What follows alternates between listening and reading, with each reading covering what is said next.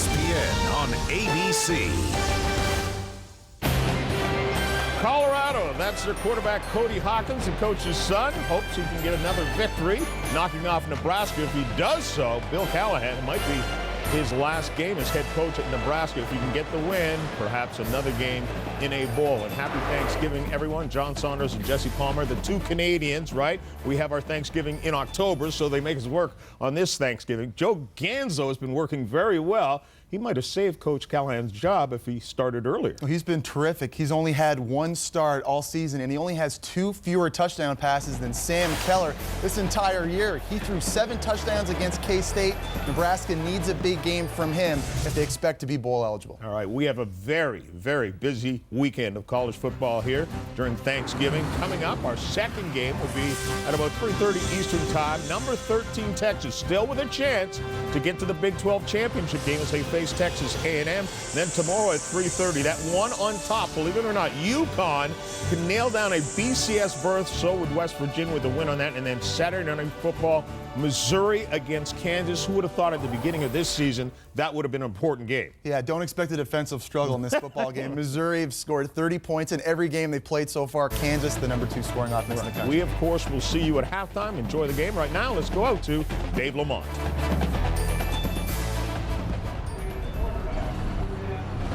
It's a winter wonderland in Boulder, Colorado on the University of Colorado campus. The snow has arrived, but the Big Red fans don't care. They'll follow their Cornhuskers everywhere. Maybe a little buffalo on the grill and maybe a little football, maybe a game-winning kick. Colorado, Nebraska. Next.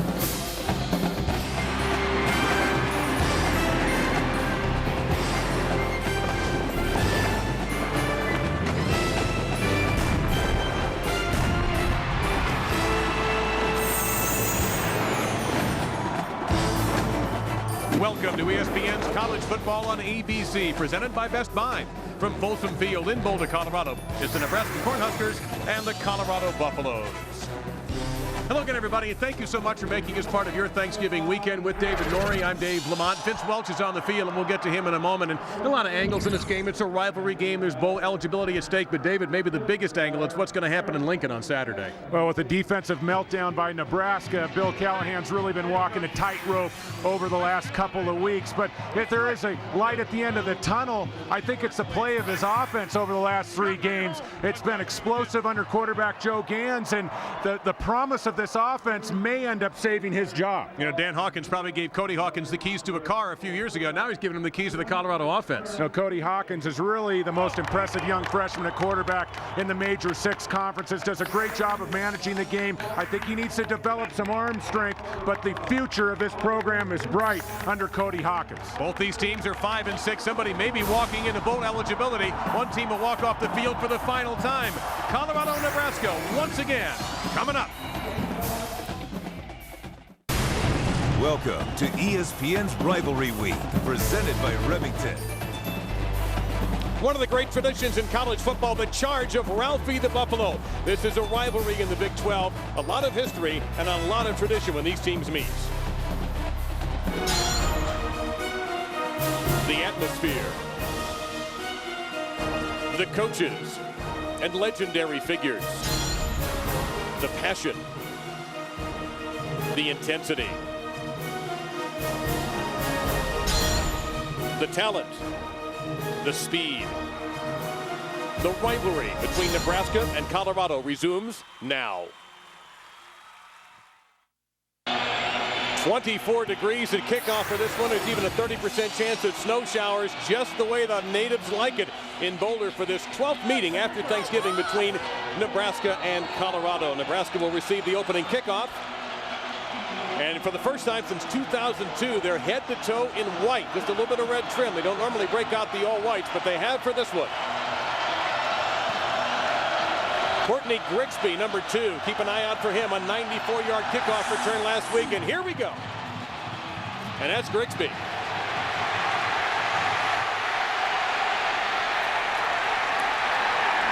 And he'll get it out to about the 25, 26-yard line. And, David, we are about to look at one of the hottest quarterbacks in the country in Joe Gans. Yeah, just getting into his 3rd start. Took over for Sam Keller when Keller went down 4 weeks ago. He's been red hot. 2 weeks ago, in the Huskers' last game against Kansas State. Threw for 7 touchdowns, over 500 yards. He's got a lot of Rich Gannon in him. Quarterback that took Bill Callahan's Oakland Raiders team to the Super Bowl back in 2002. A 4-5 guy that can get outside the pocket, very accurate on the run. And they will go on the ground, though, with Lucky. He'll get it across to the 31-yard line, pick up of 5 yards. Jordan Dizon, get used to that name. Butkus Award candidate, in fact, one of the 3 finalists in on the stop for Colorado.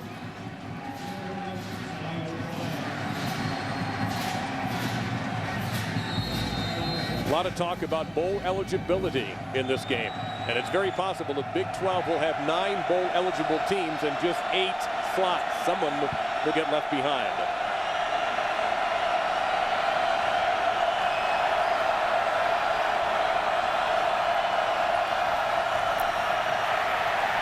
Way too much time for Gans. The ball just flat dropped at the 37-yard line. Let's get to, Joe Gans very versatile. He's a great talker, too. He brings us our Nebraska offense presented by Sports Authority.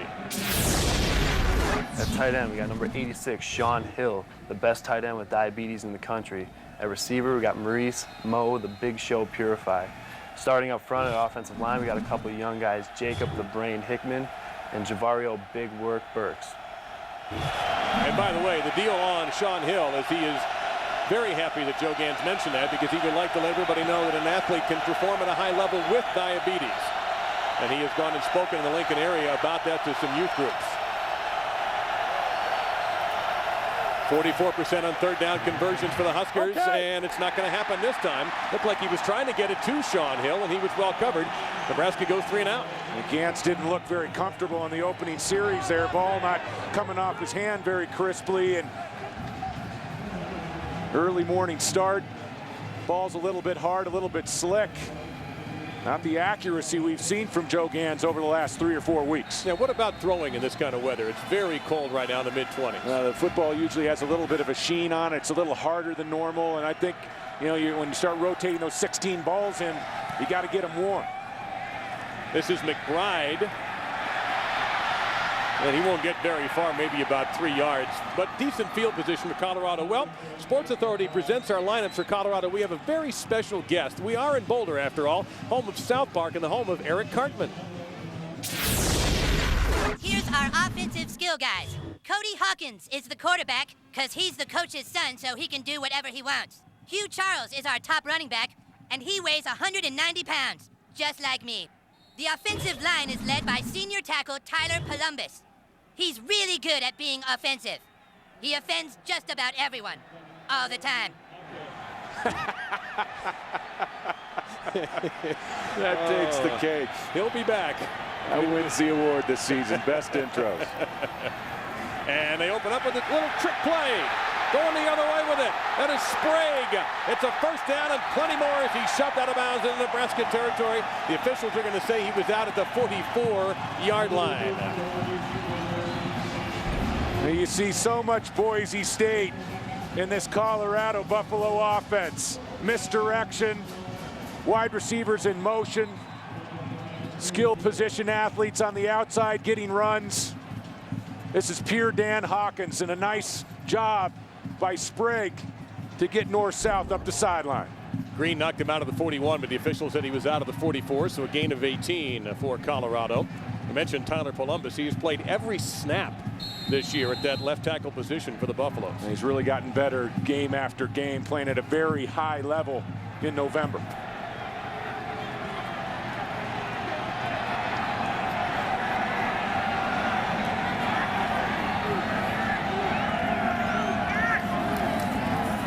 Play action to Charles. Got a man wide open down the field, and it's going to be caught at the 25. Inside the 10-yard line. Catch made by Hugh Charles, the tailback coming out of the backfield. David, I saw a receiver open at about the 15, and he went to the tailback, Charles, instead. It worked out pretty well. He picked the tougher picture down the field, but this is a beautiful throw. Hugh Charles up the left sideline. And watch the placement. Wheel route. He puts this ball on a spot. And a pretty nice job by Charles, a tailback catching the ball with soft hands down the sideline. 2 plays for Colorado to get down to Nebraska 11.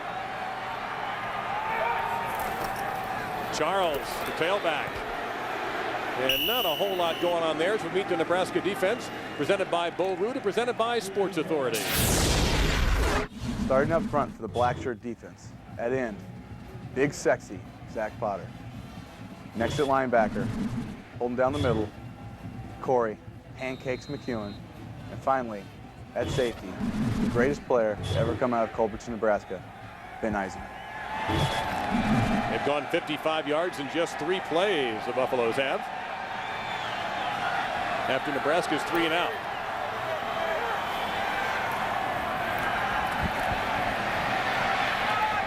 And it'll bring up 3rd down and 8. Make it 3rd down and 7. And I talk about warming up the footballs. You got to give those balls have been sitting out for a while during the pregame, and it takes a little while, a little handling by the centers and the quarterbacks, the wide receivers, skill athletes. And then those balls start lightening up a little bit, pebbled leather. It's been kind of a tough football to handle early in this football game.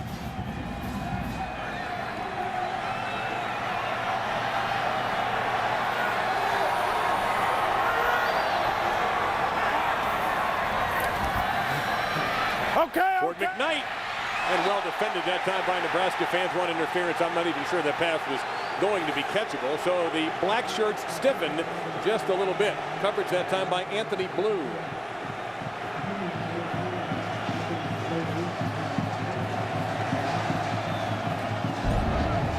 Cody Hawkins trying to hit his receiver in the back of the end zone, and I thought that was timed up pretty well. And that was catchable. I was wrong in the initial look at it. That was pretty good defense. So on is Kevin Eberhardt, senior from Broomfield, Colorado, 14 of 22 this year. Make it 15 of 23. So Colorado's first possession results in the first score of the game. We'll find out how Joe Gans and the Nebraska offense can respond. They're down early in Boulder.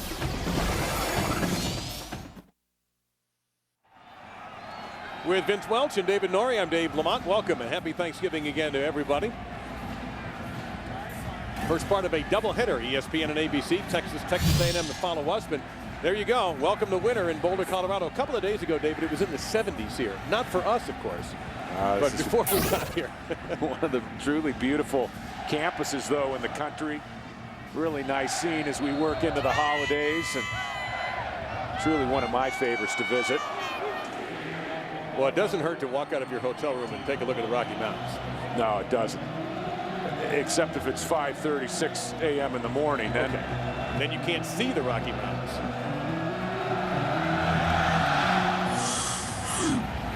This time it'll be Andre Jones. A little bit of a hole developing there. And some poor tackling by the Buff special teams. He gets out to the 33-34 yard line.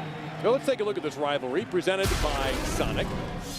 It's odd to me how Nebraska has done so well here at Folsom Field. And of course, we're used to seeing this game the day after Thanksgiving. You were in Lincoln a year ago. Well, Nebraska's had some pretty tough teams. You go back to '95, really the inaugural game, Friday after Thanksgiving, and that was about the time that Tommy Frazier, Lawrence Phillips were playing in the backfield for the Huskers. Those teams, maybe one of the best of all time. And now Nebraska goes to the reversal work for the Buffs. And it's working pretty well for Nebraska with France Hardy as he gets out of bounds at the 45-yard line. That will be a first down for the Cornhuskers after a 12-yard pickup. The Huskers, so many weapons to choose from, especially the deep wide receiver core. Hardy, just flat out speed. Huskers deep threat guy that he can get the ball to over the top. Miami guy in this weather, huh? He's not happy. Maybe he's happy carrying the ball.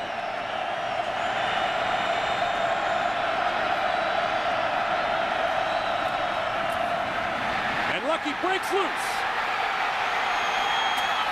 and lowered his shoulder to deliver a little bit of a blow. He's ridden out of bounds by Ryan Walters, who's playing a little bit nicked up today. He was questionable at the start of the game. That's going to be a 17-yard pickup. Now the Cornhusker offense stresses you in so many ways. They've been playing lights out the last 4 weeks. Watch the fake by Gans. Nice sell by the quarterback. Picks up a pretty nice block on the perimeter. This offense is so well balanced. It's leveling Daniel Dykes to safety. Big block from the quarterback. First time we've seen the eye. Gans had a little trouble with the snap there. Taking a shot to the end zone. Terrence Nunn had his hands on the football and couldn't quite hang on. Yeah, nice play by Ryan Walters, the free safety who was back. He's missed some games with a concussion. Nice job of going up and playing the football against Nunn. And again, pretty good timing by a defensive back to break up the pass completion.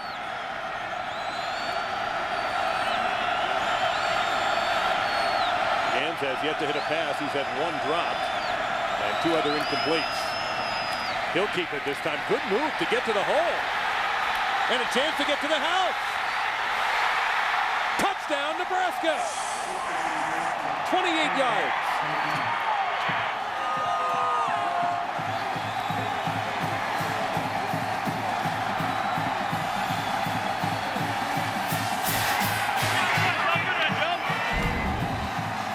David's second rushing touchdown of the year, and you count the 11 touchdown passes the last 2 weeks. He's responsible for 12 touchdowns now in 2¼ games. Well, Joe Gans has been red hot throwing the football.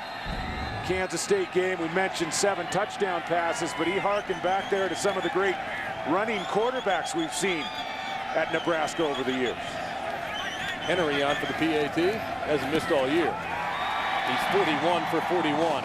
A 4-play, 67-yard drive capped off by Joe Gans' 28-yard touchdown run. It's your serve, Colorado.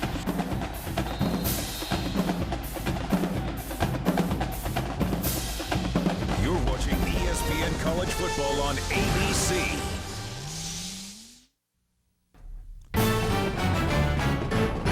ESPN's College Football on ABC, presented by Best Buy. This holiday, we'll help you put together perfect gifts. The Nissan Titan, proud presenter of the 2007 Heisman Trophy. To cast your vote, go to theheismanvote.com.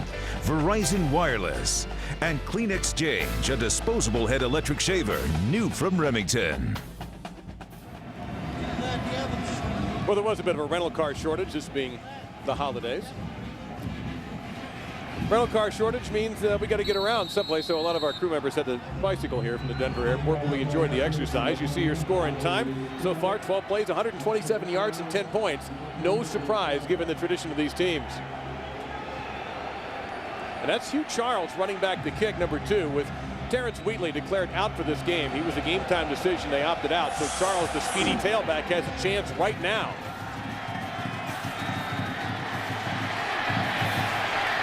Might have been a face mask there, but no flag, and you can see the tailback in him trying to find a hole that time. He didn't look like a regular kick returner, did he?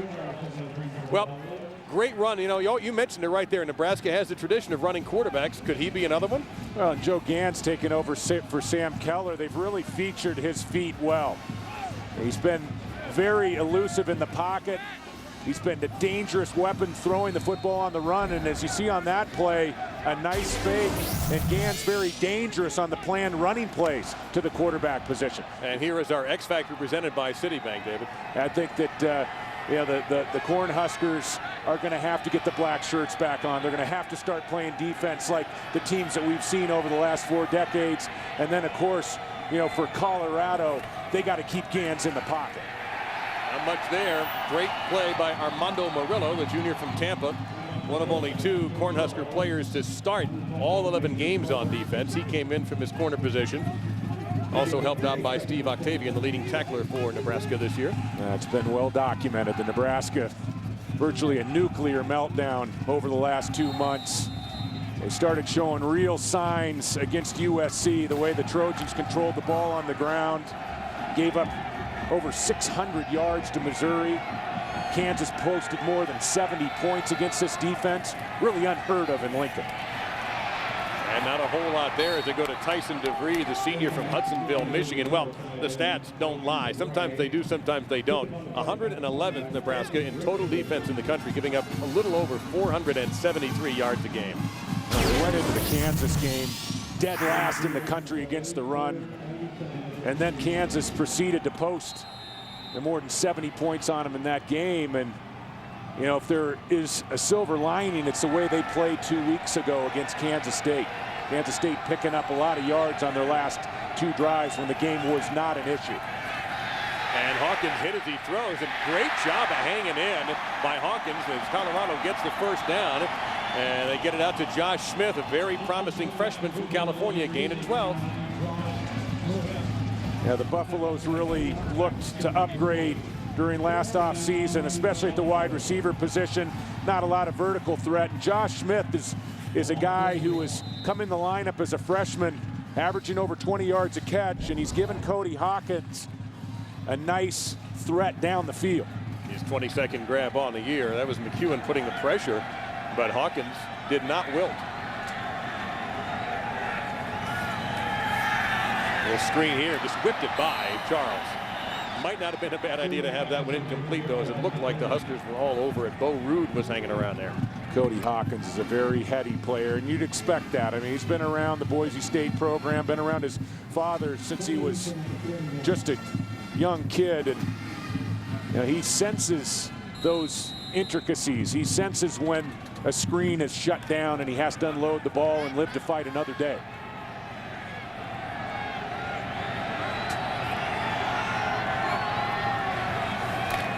Second time we've seen that motion. It pops wide open for Charles. How about the block downfield?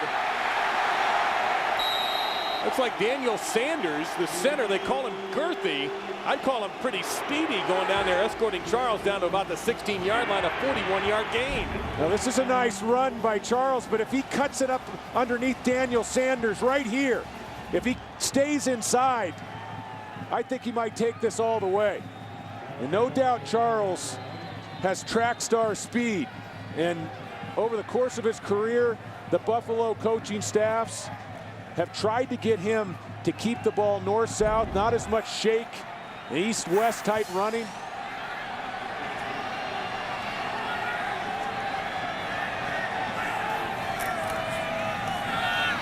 And they go for a change of pace, bringing in Byron Ellis, very fast senior from Culver City, California.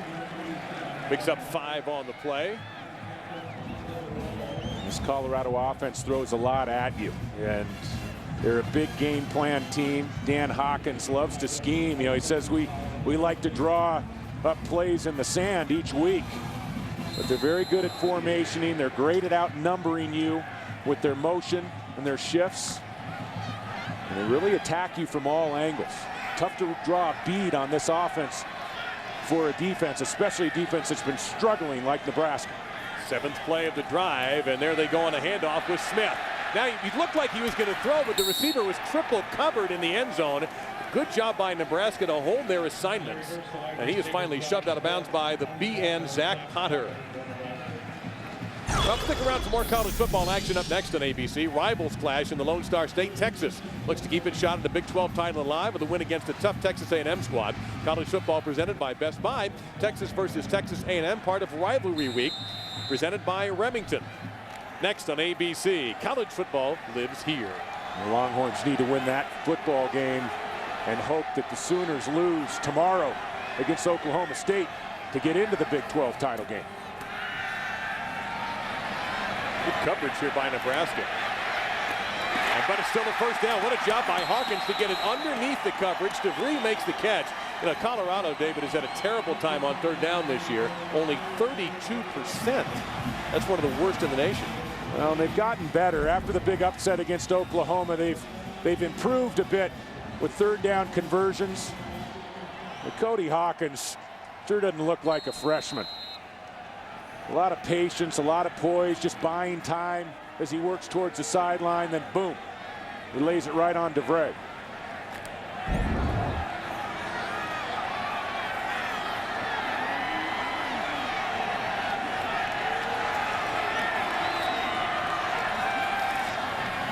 Play action to Ellis to the end zone, a little high, incomplete.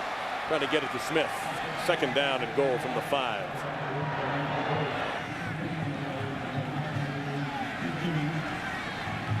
We expected offense, and we're off to a quick start with 10 points and not even 7 full minutes of this game played yet. In Colorado, looking like they'll get at least 3 here.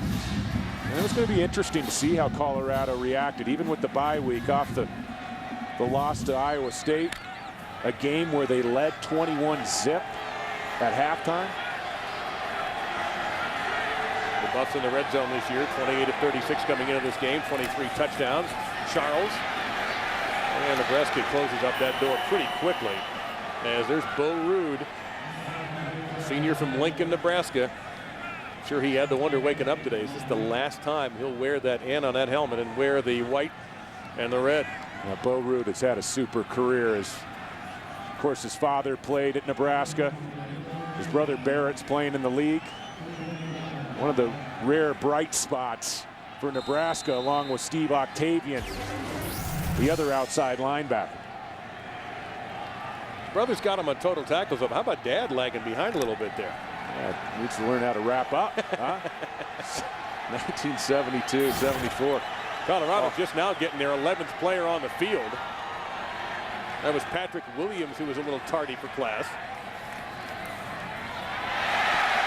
And Hawkins, a missed tackle. He's in the end zone.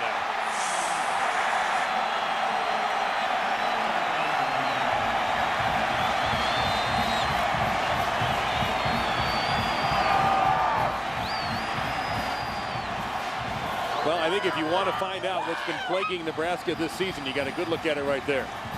Well, the defensive front has not been very Nebraska-like. Nice play by Cody Hawkins to break a tackle. Damakon Sue, the nose tackle, fanning inside. And Eberhardt perfect on 31-point after touchdowns. Hawkins' third rushing touchdown of the season has given the Buffaloes the lead back.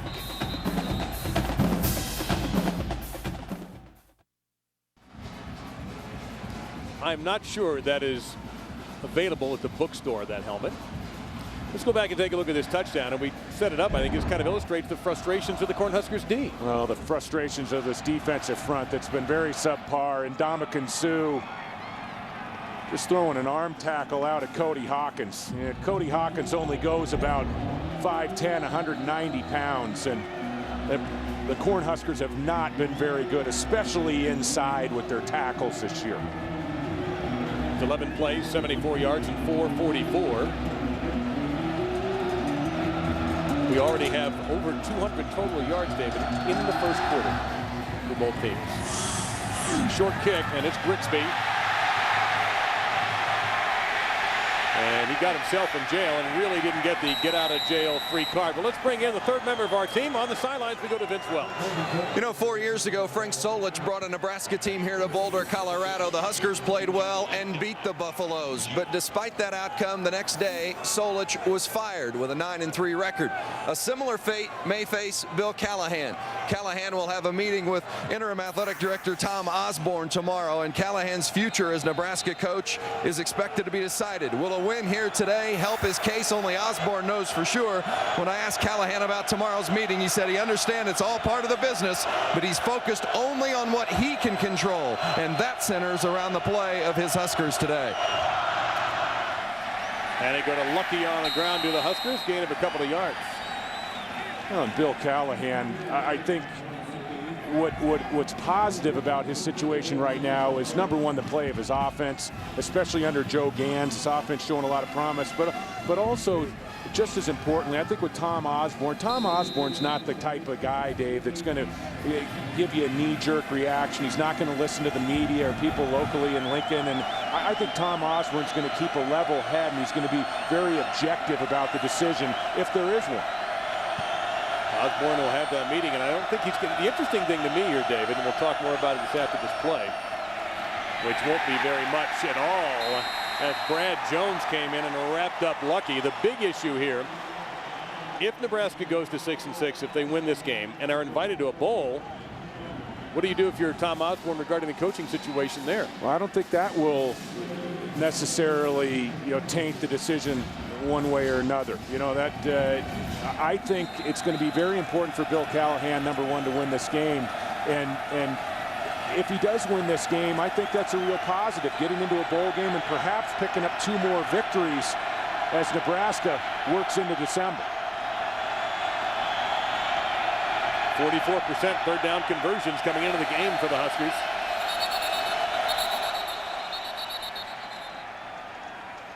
And we had a timeout called by Colorado. Interesting.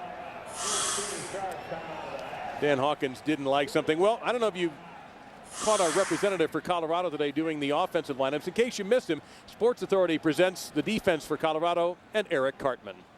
The defensive front is led by George the Rabid Goldfish Hippolyte. He's not really called the Rabid Goldfish, I just made that up. Colorado has awesome linebackers, and Jordan Dizon is the latest. He's sure to win the Butt Kiss Award, because he's the biggest butt kisser I know. In the secondary, Wheatley has more interceptions than Boulder has hippies. And Boulder has a lot of hippies.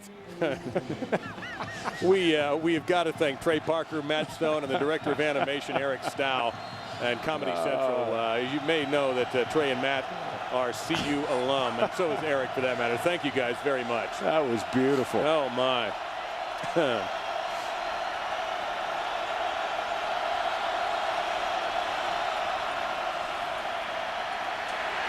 Under pressure, diving, knocked down, and Colorado will force the first punt of the game from Nebraska. That was Chappelle Brown who knocked it down. And we're actually going to have a punt. Both teams moving the ball pretty well in November. Chappelle Brown with a nice effort, laying out, almost coming up with the interception.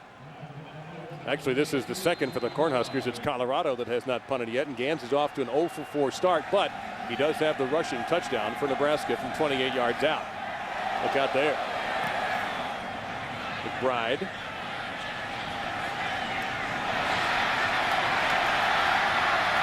A pretty good block over there. He'll get it in excellent field position for the Huskers. 48-yard punt, and Tyler Workman finally shoves him out of bounds. And a flag is down. That came in pretty late.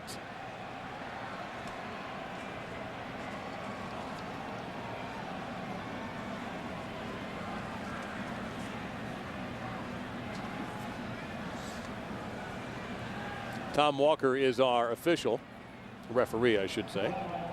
Well, that's just a sideline warning. That means the get-back coach has to run the stadium steps tomorrow morning in Boulder.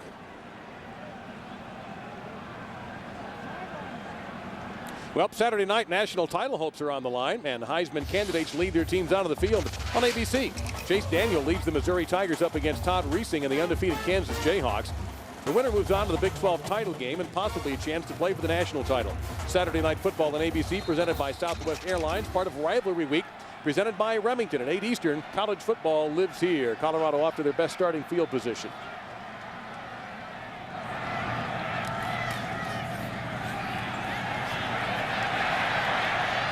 Both quarterbacks getting a lot of time, and that's completed to Scotty McKnight, a freshman receiver.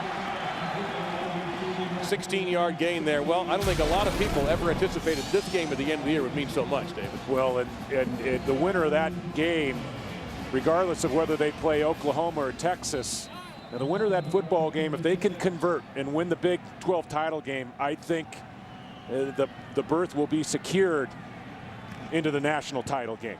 That's how big that game is going to be tomorrow.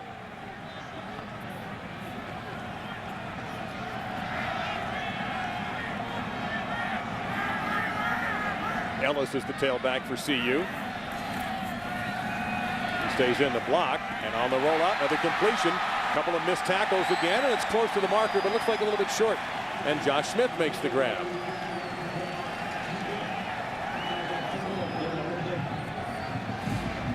Pickup of 9.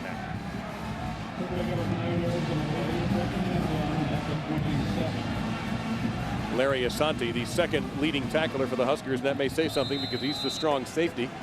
Never a good indication.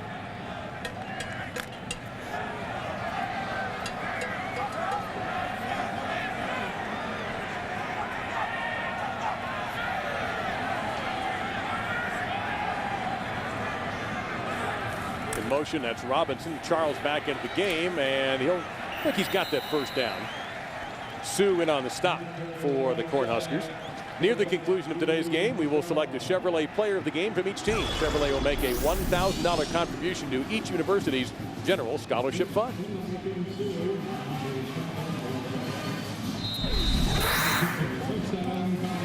How much, David, do you think all of the Bill Callahan speculation weighs on the players? I don't think it's ever a positive situation when your coach's fate is hanging in the lurch, but younger college athletes, pretty resilient. Charles, that pop wide open, cut back for you, Charles. A first down inside the 10 to the 5, maybe the 6. They'll call him down there. Grigsby saves a touchdown for the moment.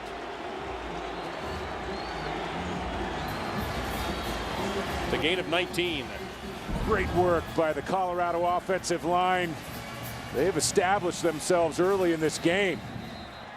Playing a lot of football on the Nebraska side of the line of scrimmage. And Charles doing a pretty nice job of hitting it up inside. 66 yards on 6 carries for Charles, who has 10 career 100-yard rush games. He may get it by halftime. Get a chance here to get in the end zone, and Nebraska stiffens. Well, for more on Hugh, Vince Welch, what do you got?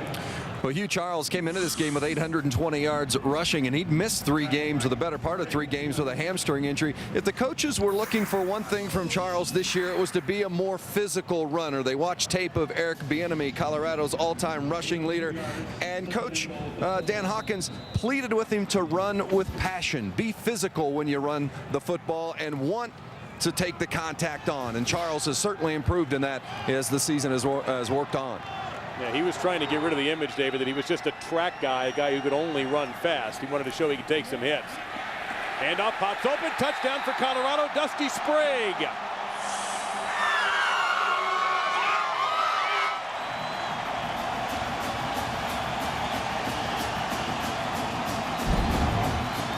And Colorado brings wide receivers in these fly motions almost every other play. And they've used that motion as a decoy quite a bit here in the first quarter. Dan Hawkins, his offensive coach, is observing the reaction from the Nebraska defense, and then boom, he springs it on you, gives to Sprague for the touchdown. Great block by Samson Jaguaras in the fullback spot. That's a 6-play, 52-yard drive for Colorado. And the Buffaloes are thrilling the home folks in Boulder. Let's wait to find out how Nebraska responds.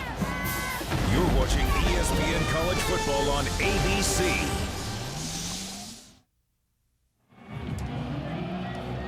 Now, Colorado's offense has been unstoppable so far, scoring in all 3 of their possessions. Nebraska has punted a couple of times, and Joe Gans hasn't hit a pass yet, although he does have a 28-yard run. With David Norrie and Vince Welch, I'm Dave Lamont. Happy Thanksgiving to all of you. Colorado already has, David, in 22 plays, 181 yards. That's a script that Nebraska fans are sick of. Yeah, they've done a great job of keeping the Cornhuskers off balance. Dan Hawkins' offenses have a way of doing that to you.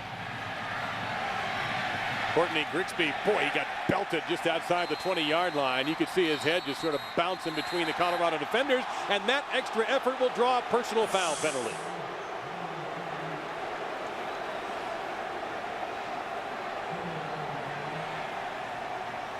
So tack on 15 for Nebraska here. Yeah, not a very smart play by the Colorado kickoff coverage team. Kicking team, number 35, unnecessary roughness. 15-yard penalty from the spot of the run. First down. At some point, even hear Tom Walker. They're booing so loud here. Well, at some point, you know, you're pulling the return man backwards. At some point, you got to pull off the tackle. Good call. That's Viamunga, who was right on top of him, among many others. He was not the only one.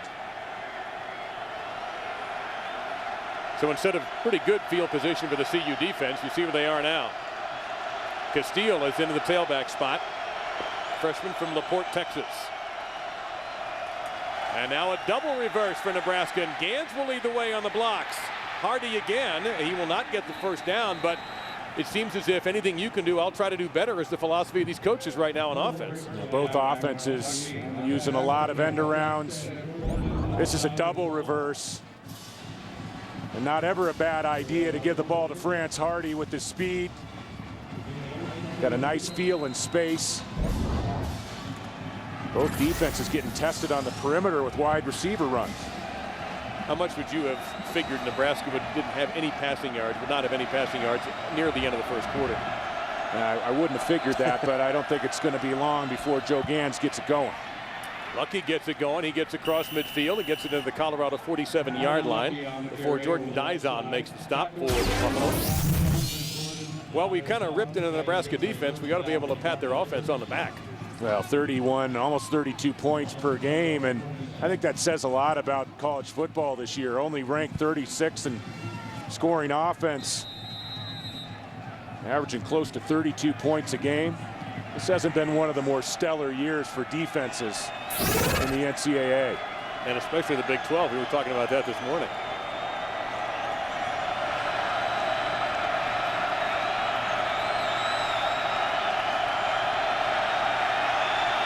Three seconds to get it off. Trying to get those first passing yards. Lucky. Well, take care of the 0 on your passing yards, and it played very similar, looked to me, David, to what Colorado did with Charles earlier. Yeah, it looked a lot like Cody Hawkins' throw on the wheel route to Hugh Charles early in the first quarter. And this was just as good a throw from Joe Gans. Uses his eyes down the center of the field to hold the defensive backfield and then just drops it right on Marlon Lucky. That's a tough matchup for safety there, too, I would think. Now Marlon Lucky closing in on 70 catches from his tailback position on the year. That's 68 right there. And Nebraska goes to the eye. Lucky. Boy, nice stepping through the hole that time by Lucky. Vince? Marlon Lucky changed his number from 20 to number 5 this year, saying he hadn't put up the numbers worthy of wearing the number of former Heisman Trophy winner Johnny Rodgers. He became much more mature in the offseason, stayed in Lincoln all but a week during the offseason, worked in the weight room, worked on his work ethic. He was a 5-star recruit when he came to Lincoln, said he didn't really handle the pressure put on him by the fans and by himself as a 5-star recruit, but he feels much better about himself and his game now. I think he's really happy with himself right now.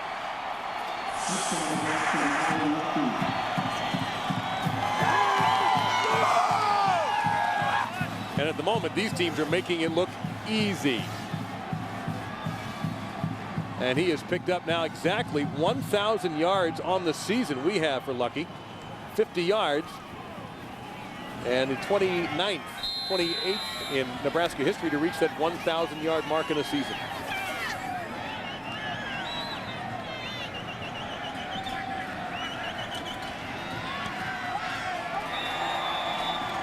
"31 points in the first quarter." I don't think you need to go anywhere.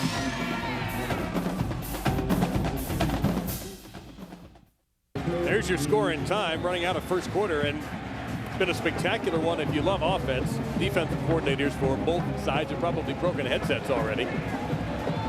Ellis and Charles back deep for the Buffs, and it's going to be Charles. You can just tell, though, there is a threat of him blowing one wide open with that speed he has. He just gets to that top speed so quickly. He's one of the premier speed backs in the Big 12, and why not have him receiving kickoffs? He's a guy, you get him out into space, and you can take the angle away from tacklers in a hurry. Nebraska's drive went 62 yards, 5 plays in 2:16. And Lucky now the only player in Nebraska history with 1,000 career rushing and 1,000 career receiving yards.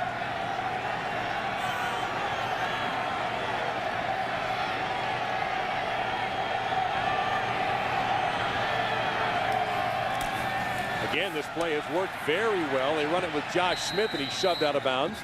Still gives us time for one more play in this quarter. Well, and that's the Buffaloes fly motion, and Dan Hawkins goes to it again and again. And when Cody Hawkins goes ahead and gives the ball to the tailback up inside, they use that motion to hold the offside linebacker. The offside linebacker has to honor the wide receiver in motion. We saw in the Buffaloes' last touchdown, they went ahead and gave the ball to Dusty Sprague, and he just walked it.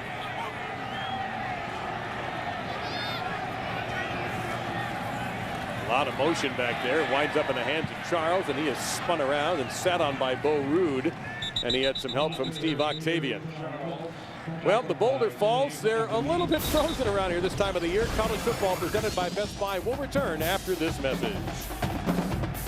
Temperatures in the middle 20s in Boulder, Colorado. We start the second quarter with David Norrie. I'm Dave Lamont. Vince Welch is on the field.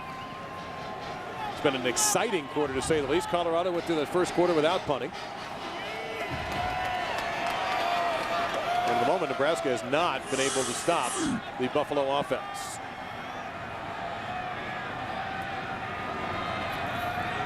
Looking at third down and a couple of yards here. Make it 3 for the Buffs.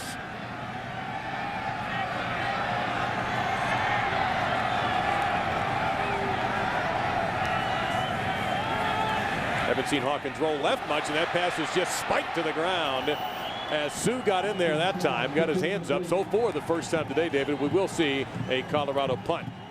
Potter also putting some heat in there for the Huskers. Yeah, when we asked Bill Callahan on Wednesday, what has been the problem on defense? Why has this defense been gouged week in and week out? And he said it's really been the #1 culprit, a lack of pass rush. And Ndamukong Suh on that last play getting some pretty nice penetration into the backfield to get the deflection against Cody Hawkins. It's Nate Swift in formation for Nebraska.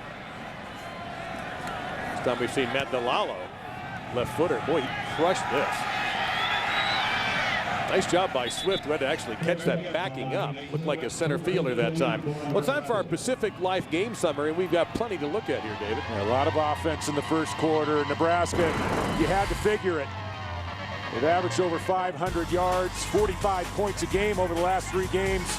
Gans ripping off a 28-yard touchdown run. And then Colorado answers. Quarterback draw, Cody Hawkins into the end zone.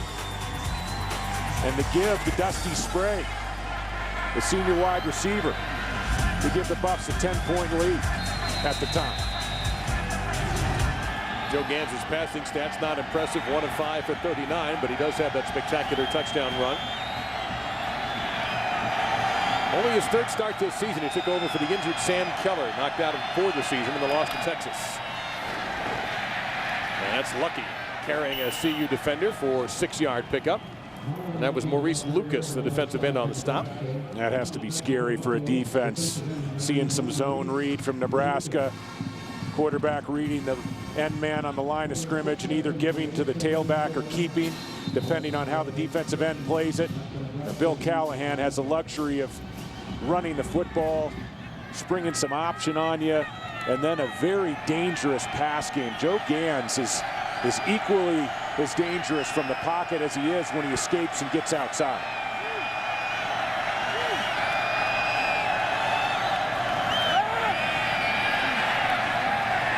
Oh, a nice throw and nice recognition by Gans that time. Terrence Nunn, the #2 all-time receiver, really took a blow. Only Johnny Rogers has caught more passes. That's a 25-yard gain, and it's one he's going to remember tomorrow morning. Well, this is a courageous catch by Nunn because he knew the safety was going to drop the hammer. Joe Gans again showing that he can make throws from the pocket. Nice pocket movement, gets reset, delivers the ball. It's a pretty big hit. Looked like Ryan Walters. Yeah, it is. That's not surprising, giving Walters hitting capabilities. That's the fun stuff for the safeties, huh? Yeah, well, Walters is known for that. Walters will come up and smoke you if you're not careful. We hope to get Nunn back into the game shortly.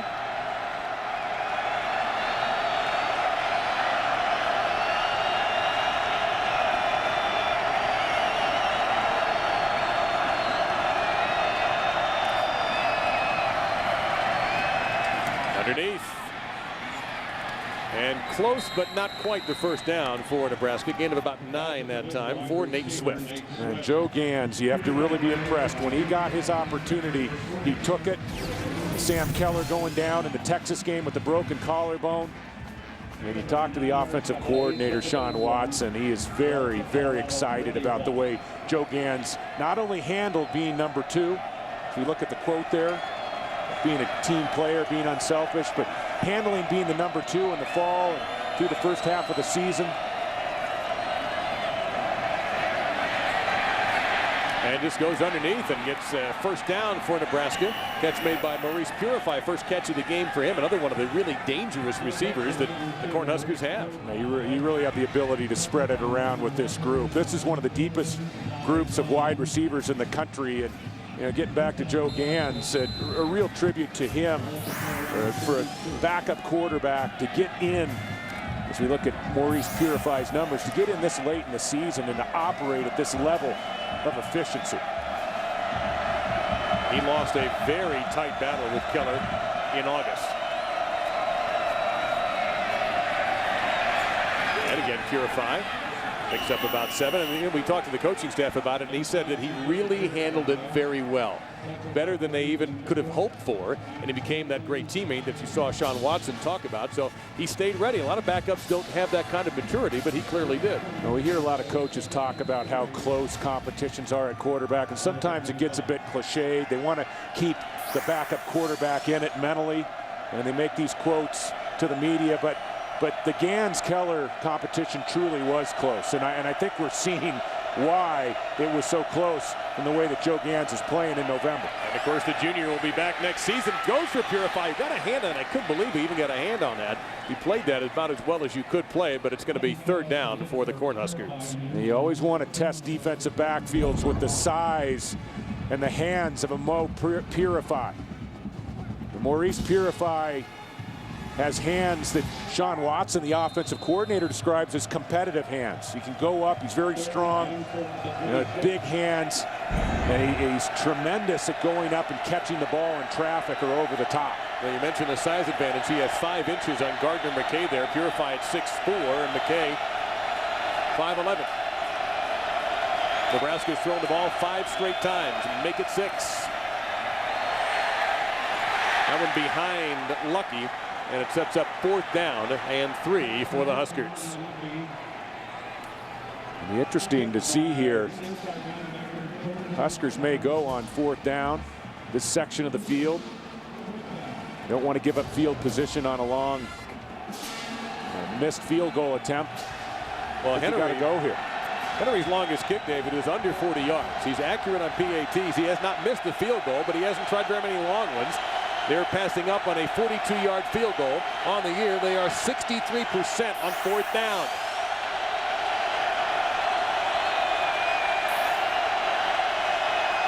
Two seconds to get it off. No, they can't do it. Delay a game.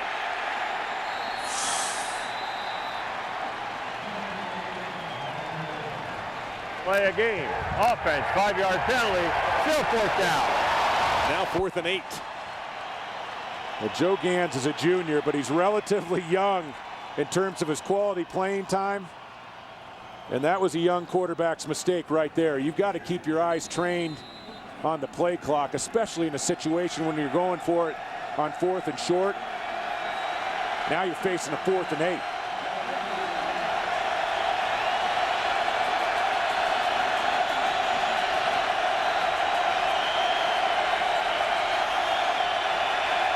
Down to 5 to snap it. CU brings the heat. Gans has got some room down the left. Instead, he'll throw it. It's incomplete. I thought he had some room to run with that, David. But I don't know if he would have made it or not. He really did. Joe Gans made the decision to try the tough throw on the run. I thought he could have kept the ball. You're absolutely right, Dave Lamont.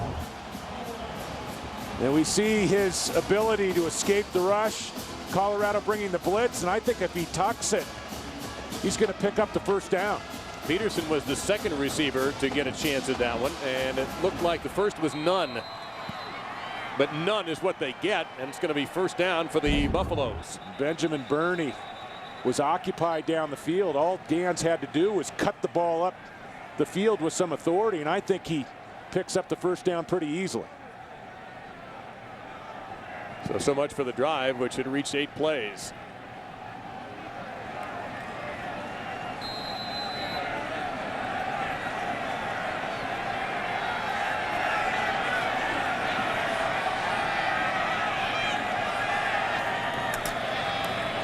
Charles again. He'll slip in for 3.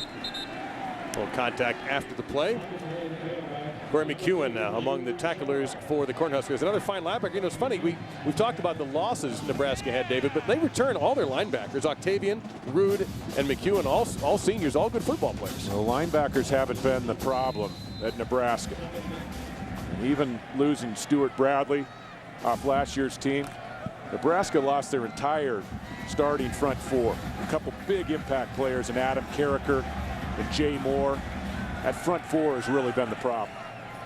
Seen a lot of that wide receiver coming in motion. You see the elusiveness and the speed of Charles. Wow. To the 45, Octavian, the top tackler for the Huskers, finally stopped him after a gain of a dozen.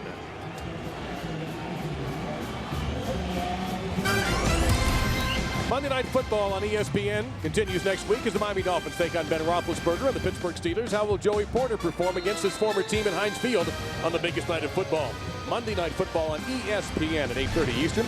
Coverage begins at 7 Eastern with Monday Night Countdown. And also, will Ricky Williams be on the field for the Dolphins on Monday night? Charles again.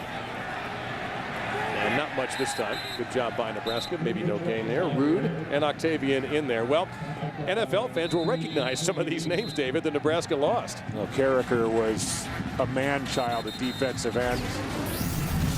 Went to the St. Louis Rams as his 13th pick in the first round. But guys like DeGundero, Bradley playing linebacker in the middle, Barry Cryer. Jay Moore was an exceptional defensive end to complement Carricker on the other side. Shanley, pretty solid safety in his own right. And you know, people just expect over the years, over the decades, for this Nebraska defense to reload. 85 scholarships, it just isn't that way anymore. That's Armando Murillo coming off the field for Nebraska. We'll try to get a report on him when we return. This is ESPN and ABC. Going to take a look at this Boulder campus, Colorado. Absolutely beautiful city, not far from Denver. And yes, we didn't import that snow. That came in a couple of days ago and may get some later today, although right now it looks very, very nice.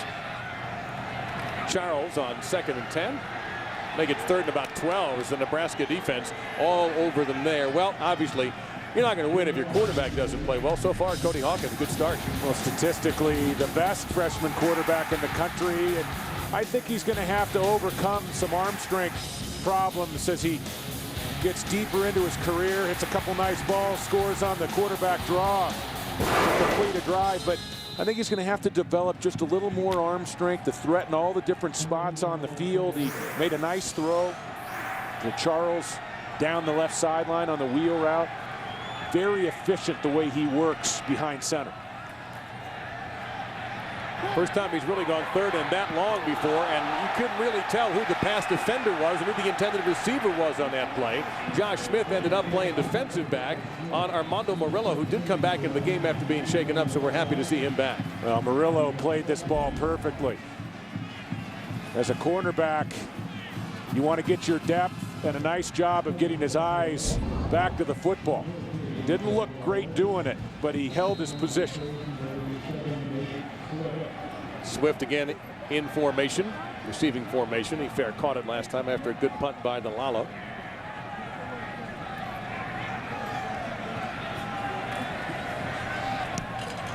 This one not quite so pretty, but it's going to roll. Not very much. Had that side spin on there. So Nebraska will get it to the 26-yard line. Well, interesting stat. In the last 15 games of the series, David, going back to 1992, the team that has rushed for more yards has won the game. At the moment, Colorado has a 19-yard advantage. But that's not our Aflac trivia question. Oh, no. We've got another one for you. Here is the trivia question presented by Aflac. Aflac! We didn't have duck yesterday. We had turkey, little ham. Jordan Dyson is a Butkus Award finalist this season. You may have heard Eric Cartman refer to that. 2 Buffaloes won the award in the 90s. Can you name them? I can. And that's without notes, folks. He got this one without notes. Down in the flat. He really hung on. Very good catch by Maurice Purify. But for more on Jordan Dyson, let's go down to Vince. what the coaches say they like most about Dyson. He's a high motor guy, 100 mile per hour every single play, has great feet, covers lots of ground, and everyone respects him because he brings it every single down. You see, from Hawaii, went to the westernmost high school in the United States, loves the game of golf. In fact, won a golf tournament amongst the players earlier this summer, and deals with dehydration, gets an IV drip at halftime of every single game. And coaches use phrases like real deal and whole package when they talk about Jordan Dyson, and he's proven it every game this season. And Nebraska will get the first down with Lucky and a little bit more. And there's Dyson right there to wrestle him down. Well, the interesting thing he was telling us, David, when we had a chance to chat with him, that one of the methods he tried to combat the dehydration was a combination of pickle juice and soy sauce. I'd skip that. I'd skip that remedy. Phew. He said he didn't really enjoy that, taking that recipe too much. And you see Brian Cabral, who played a pretty good linebacker in his day here at Colorado. Dyson really the unknown amongst the three Butkus finalists. Of course, James Laurinaitis from Ohio State, Dan Connor at Penn State. And he and Cabral have a remarkable relationship. Cabral also from Hawaii. And it looked like the Gans was past the line of scrimmage when he threw that football. It's going to be incomplete. Dan Hawkins is down there, and I think he's got a right on this one. France Hardy was the intended receiver. It looked to from up here that he got past the line. Well, and once again, I think Joe Gans had the opportunity to just go ahead and keep the football. Doing a nice job of moving in the pocket, creating space. And I think he's just behind the 40-yard line. I think this is a that's really no close. Call. That's a good no call. We'll give that one to the officials on the field. Dan Hawkins has a different opinion on that. And on first down, go ahead and take 6-8 yards. Gans might have even picked up a first down there. He has to remember he's a 4-5 guy. Scored on that 28-yard run in the first quarter. Well, he kept it that time. Didn't quite work out for him as Alonzo Barrett came in to stuff that play. Sets up 3rd and long, a loss of 4. Well, that was a planned run play there, and that was just well played by Barrett. And it looked like the zone read play, and I think Gans would have been better leaving this ball with Marlon Lucky. That was just a bad read on the zone read by Joe Gans, the quarterback. I'm guessing that Alabaster, Alabama isn't really like Boulder, Colorado. You think you with me on that? Yeah, that's a little bit warmer this time of year. Having never been to Alabaster, I'm sure it's a great place. Nebraska 0 out of 3 on 3rd downs. Not anymore. Purify showed his great hands, lost the ball, but looks like he may have gotten it back. And he did. Ryan Walters again in on the stop for Colorado, and that's a gain of 20 and a first down for the Huskers. I think Maurice Purify has a future on Sundays. He doesn't have blinding speed, but he's very competitive, good size, has to reach back and make that catch. That's a heck of a catch in 25-degree weather. Gans lays it in behind him. Not only strong hands to come up with the catch, but to get on the turf and cover the football. 4 catches, 45 yards for Purify.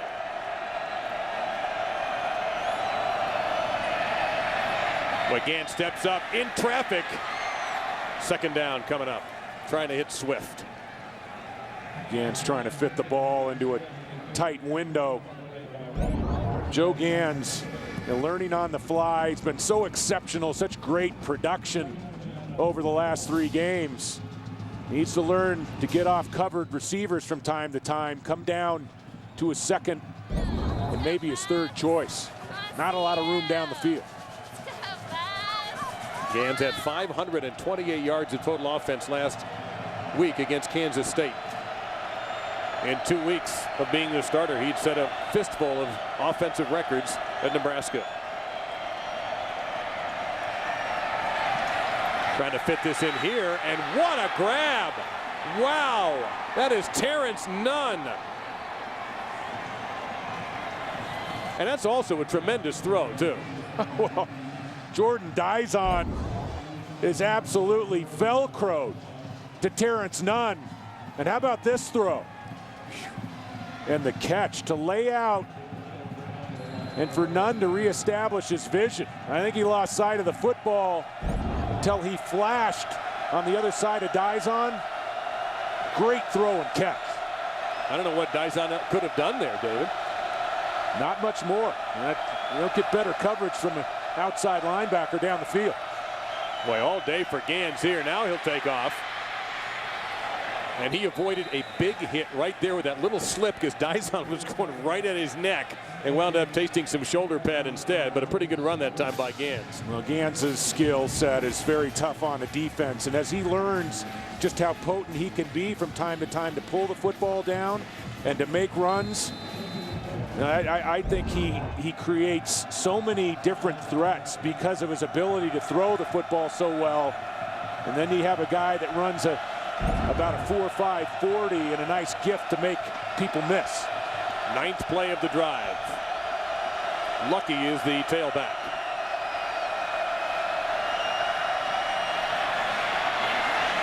And he sees that end zone, and Gans has done it again, his second rushing touchdown.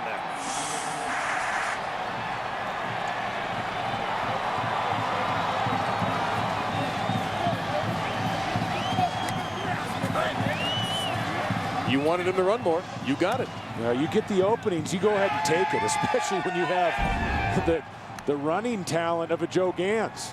And I think he's learning here in the first half. A couple times he decided to let throws go down the field when he had a lot of space to operate in with his feet.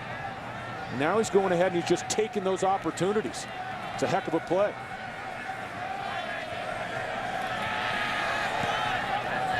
And Henry continues his stretch of perfect point after touchdowns in Nebraska. Down early, has come back to take the lead behind not just the arm, but the legs of Joe Gans.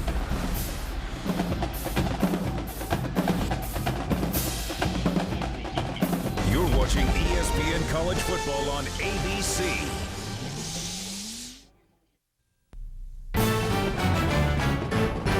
ESPN's College Football on ABC, presented by Best Buy. This holiday will help you put together perfect gifts. Saturn, with 5 totally new models, it's just something to rethink about. Saturn.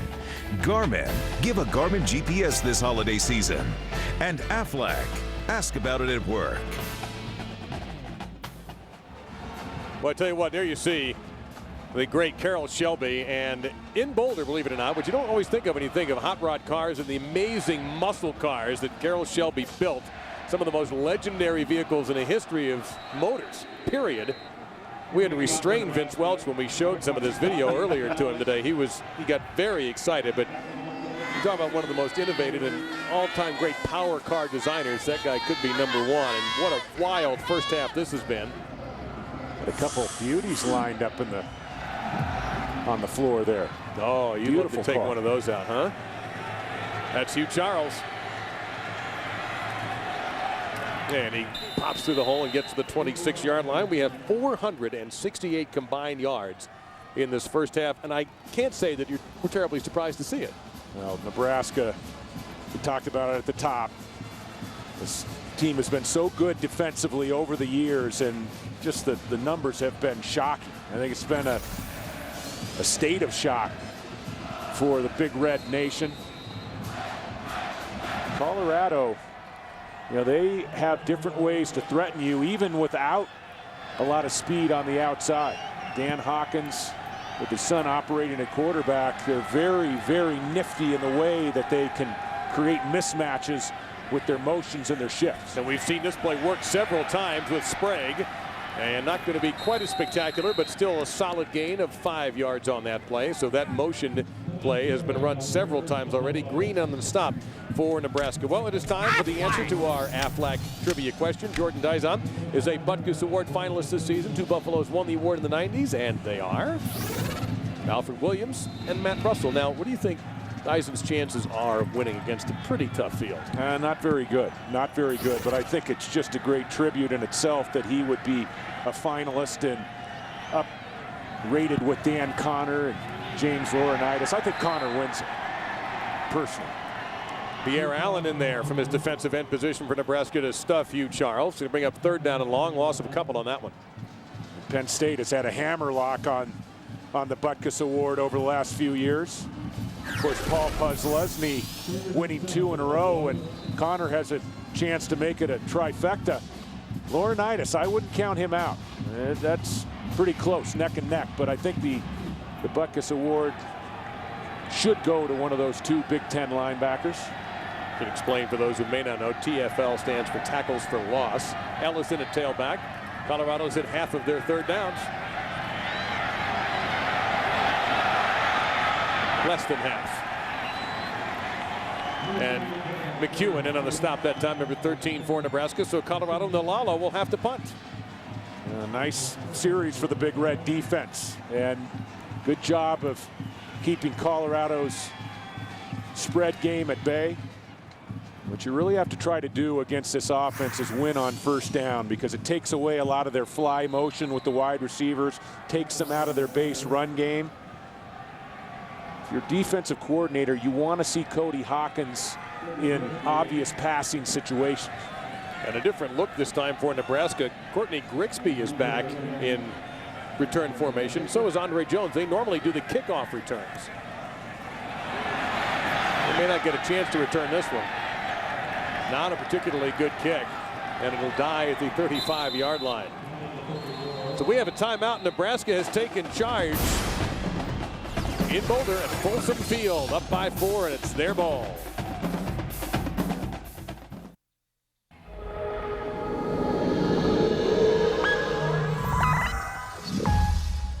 Folsom Field in Boulder, Colorado, 24 degrees at kickoff.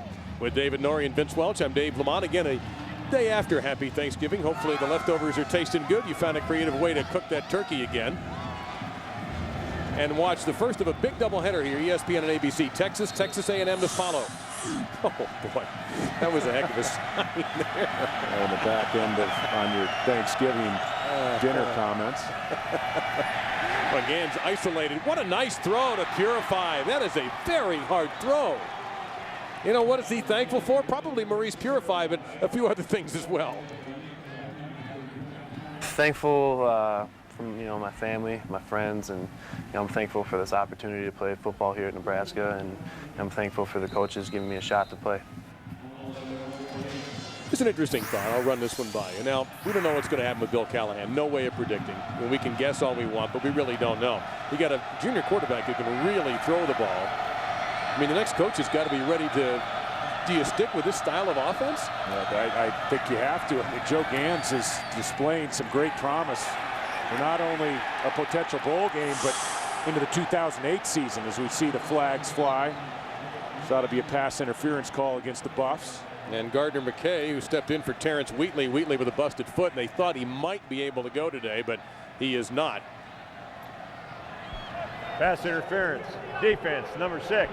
15-yard penalty from the line of scrimmage. First down. And again, Gans getting set in the pocket. Pretty nice protection. Ball was thrown behind, and I don't know about that call.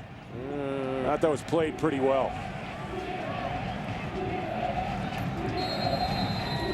Huskers get a break. But you know, Joe Gans, I think he needs to be thankful for a good offensive line, a very deep group of wide receivers. Marlon Lucky, probably the best receiving running back in the college game. A lot to be thankful for. Lucky stays in the block this time, and Gans will gun it a little behind the receiver, Swift. They'll bring up second down and 10. What makes this offense so tough is its balance. And Marlon Lucky is potent as a running back. Cody Glenn not being able to go full speed was his backfield mate coming into the season, but the ability for this offense to threaten you down the football field and also to utilize Marlon Lucky in the run game and the pass game, it's a lot to handle. Lucky goes into the pattern this time, and they look for him, but the pass thrown to a spot, and Lucky was not in that spot, so brings up third down and 10. Middle linebacker Jeff Smart, step for step with Lucky that time. You know, when you think about it, Marlon Lucky bearing down on 70 catches on the season. He's a tremendous threat as a runner. And then, you know, that the wild card is Joe Gann's ability with his feet to throw the ball on the run, to pull the football down, as he's done several times here in the first half.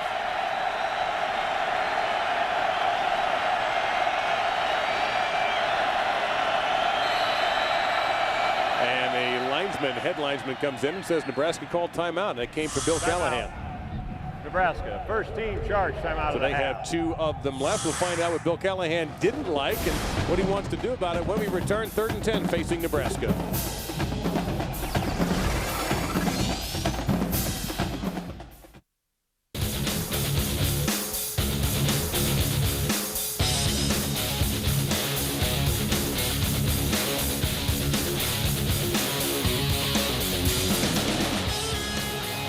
No question about Jordan Dizon being a Butkus contender. He's a Butkus finalist. And right now, they're pumped up at Folsom. 3rd and 10.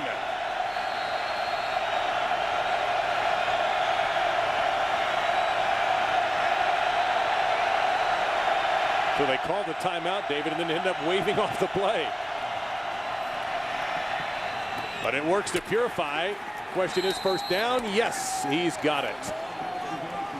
Well, of course, we talked at the top of the show. We mentioned already several times about the speculation regarding Bill Callahan, his meeting tomorrow with Tom Osborne in Lincoln, Nebraska. But, okay, the defense has been a little rugged, but the offensive show the folks have had in Lincoln this year has been spectacular. Well, I think that the offense gives this program a lot to look forward to. And, again, I think it's a light at the end of the tunnel for Bill Callahan. The talk has been so much centered around the defense and the struggles that this defense has had. But when you look at Joe Gans and all the things that this program can do offensively, and you look at the potential for next year, I think it might end up saving Bill Callahan's job. Purify breaks the tackle and will burst to the end zone. Touchdown, Cornhuskers. The Buffaloes blitz and they got burned. 25 yards.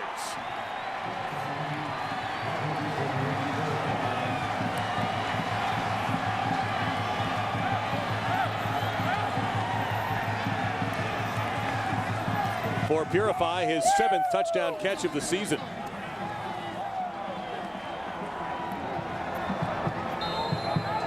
"96 yards he has already, 7 catches.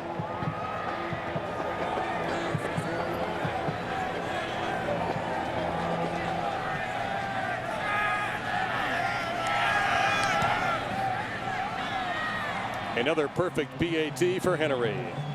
Mo Purify showed the signs late last season down the stretch that he could be a dominant receiver. I think he's really come into his own. Big target. Gans able to put the ball right on the numbers. The key on that drive was a 3rd down conversion on the stop route against press coverage up the sideline to Purify. And then Purify converts on the drive on the curl route. For more on Mo Purify, let's go down to the field at Vince Welch. Well, guys, Purify shining despite a difficult season. He had some off-season run-ins with the law, was suspended for the first game. Then his brother was shot and killed while helping a stranger. A short while later, his girlfriend was killed in an automobile accident. It has been a very, very difficult season for Purify on a variety of fronts, but he says he's finishing the way he hoped he would. He's having an outstanding season, back-to-back 100-yard games coming into this game today, and he was terrific on that catch and run for the touchdown. So Purify says he wants to finish strong, and he's certainly doing it today. Been a big second quarter. That's a nice touchback that time by Konalik. Huge second quarter for the Cornhuskers. And this is the largest lead they have had in this game. 5 plays, 66 yards, 53 seconds. Well, Cody Hawkins and his father have to be concerned about the way that Nebraska's moving the football at will.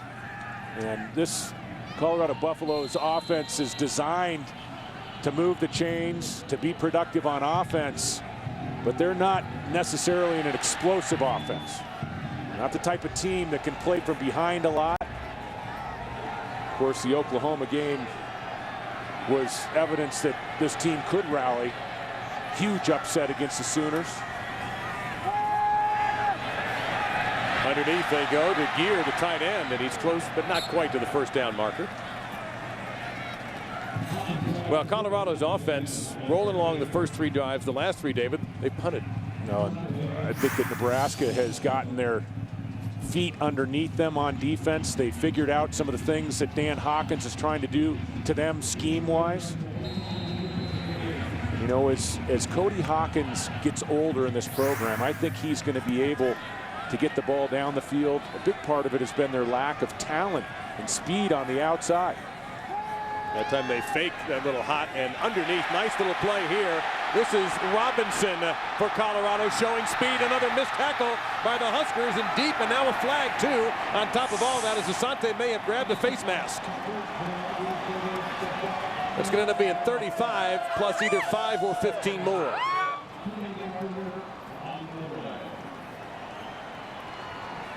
Stephon Robinson, the senior from nearby Denver. Personal foul, face mask, defense, number 4. 15-yard penalty from the end of the run. First down. That's his longest play of the season. When the Buffaloes have gotten big plays in the passing game, oftentimes it's been short balls that have been advanced for bigger gains. And you know, the upgrading at the wide receiver position was a big issue. We see Asante grabbing the face mask at the end of the play. But guys like Stephon Robinson and Josh Smith have been an upgrade in terms of speed and talent on the outside. The problem is they're freshmen and they're still learning.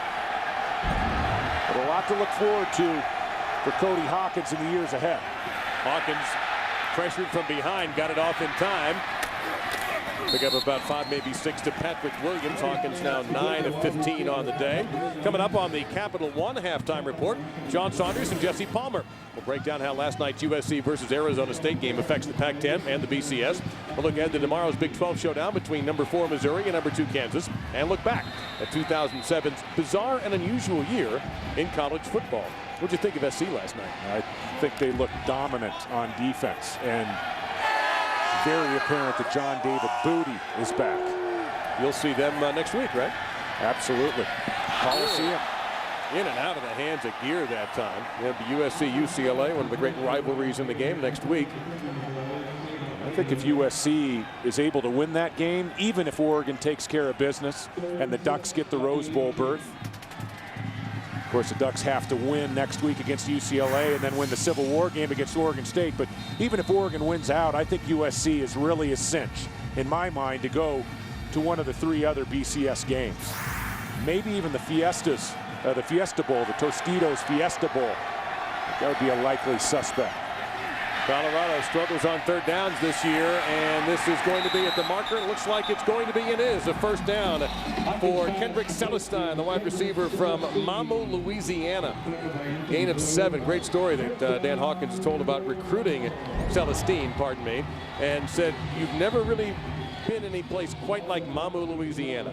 Couldn't find it at first. He had to get directions, and apparently it's quite the Cajun music capital in Louisiana. Now, Celestine has exceptional straight line speed, and he's the 3rd of the 2 freshmen that complete that group.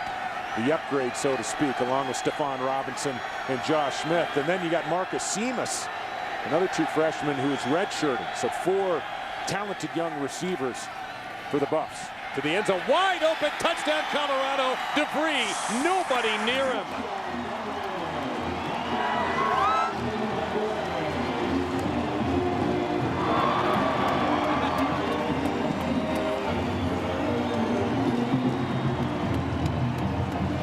And for Tyson DeVray, the senior from Hudsonville, that's his 6th touchdown catch of the year. And a nice job. Then Colorado didn't even need to use their timeouts there.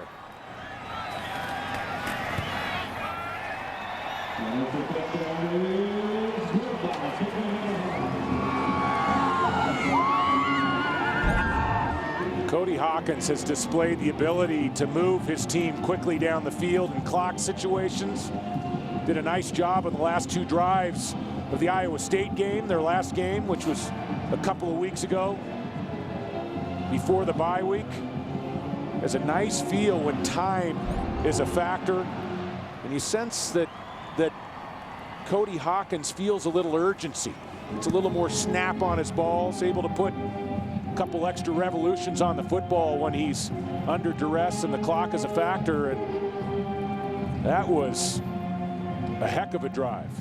Well executed by the young freshman. 6 plays, 80 yards in a minute and 39 seconds. Well, we had an opportunity, and a lot of our crew here, of course all of our crew here, got together for Thanksgiving in our hotel. We work with some incredibly talented, gifted, wonderful people. And if you're not going to be with your families on Thanksgiving, there's no other place you'd rather be than the folks who put on our football games. We're so grateful for them. And we had a nice little time the other night, last night. We did. I had to tell a few of them that there was, you know, there was going to be enough for everybody. Well, so go ahead and help yourself. That was about the only dessert last night I didn't sample right there. Otherwise, I did rather well. Boots kick. And drop. Look out behind. Looks like Nebraska recovered it. Tifatilda couldn't hang on and hopping out with the football. It looks like Andre Jones who came up on the return. Now Nebraska with 2 timeouts, a minute and 22 seconds to go. Gans with a hot hand all of a sudden after a very slow start. No reason to think Nebraska can't move the ball down the field. No, minute 22, plenty of time. 2 timeouts.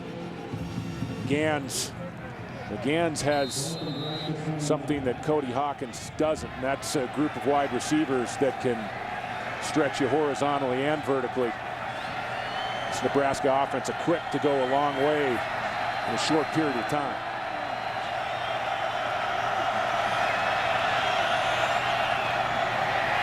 And they'll go to Lucky. Gets some good blocks. Gets a first down before he is finally stopped. And carries defenders for an additional couple of yards. Ryan Walters, a good hitter among them. And of course will stop the clock. Gans will get his team up to the line of scrimmage, get them set. First down's the college game. Quarterback will wait for the referee behind him to, there it is, there's a whistle. He winds the clock, and then you're on about your business.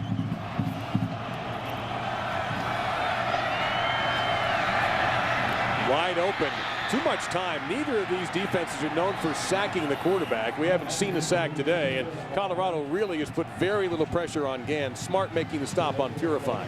Gans again throwing the ball beyond the chains. A great way to keep the clock stopped, whether you complete the ball or on an incompletion. And you see Gans can deliver the ball with different arm angles and platforms. He reminds me, as I said earlier, a lot of Rich Gannon, the Oakland Raiders quarterback that Bill Callahan had. That'll be incomplete. Brings up 2nd down and 10. There's a flag down on the other end of the field from where the play was. I think this is going to be an illegal shift on Nebraska.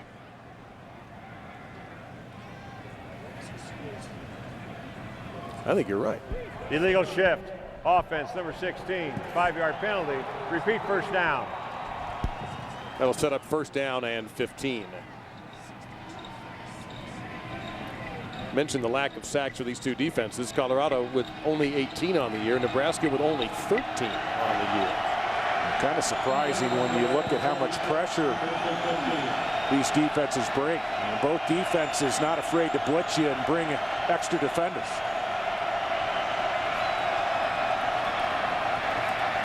And Gans not afraid to run, not afraid to throw deep. Finds an open man. 1st down on the 15. The catch made by Todd Peterson. Juggled it just a little bit, but he hangs on. McKay on the stop. That's 31 more yards for the Huskers. That's a nice play by Peterson to extend. But Joe Gans is very good feeling the rush with his peripheral vision, stepping in and out of voids behind the line of scrimmage. And whenever he scrambles and moves to the perimeter, he keeps his eyes trained down the field. Gans started 0 for 4. He's picked it up since then. To the end zone. And a touchdown for Nebraska. Peterson survived a hard hit that shook up Walters, who's still down.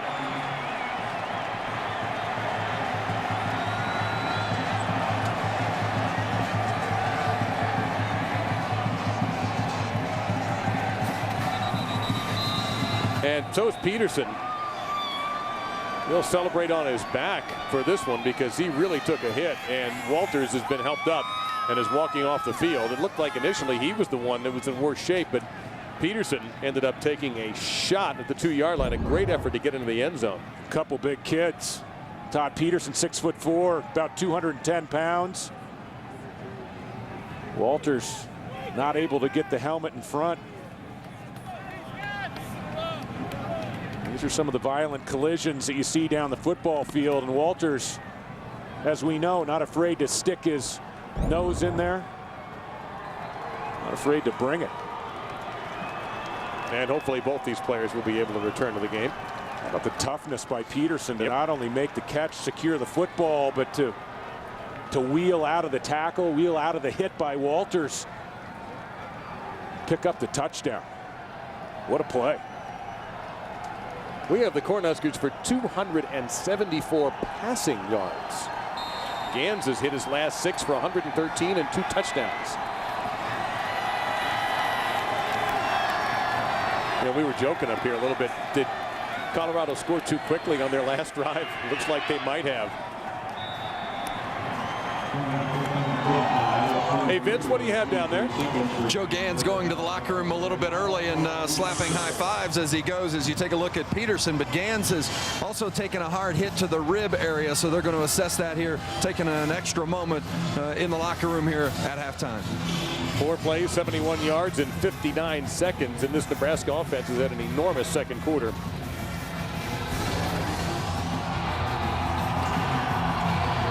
And that 0-1 game was an infamous game, depending on who you ask, in this series, when Colorado just beat Nebraska silly with 62 points. And Nebraska went on to play in the national title game. A lot of howling from folks across the country. And the howling will continue as long as we have a BCS system and not a playoff. Now the howling, you can count on that. That year, the howling came from Oregon.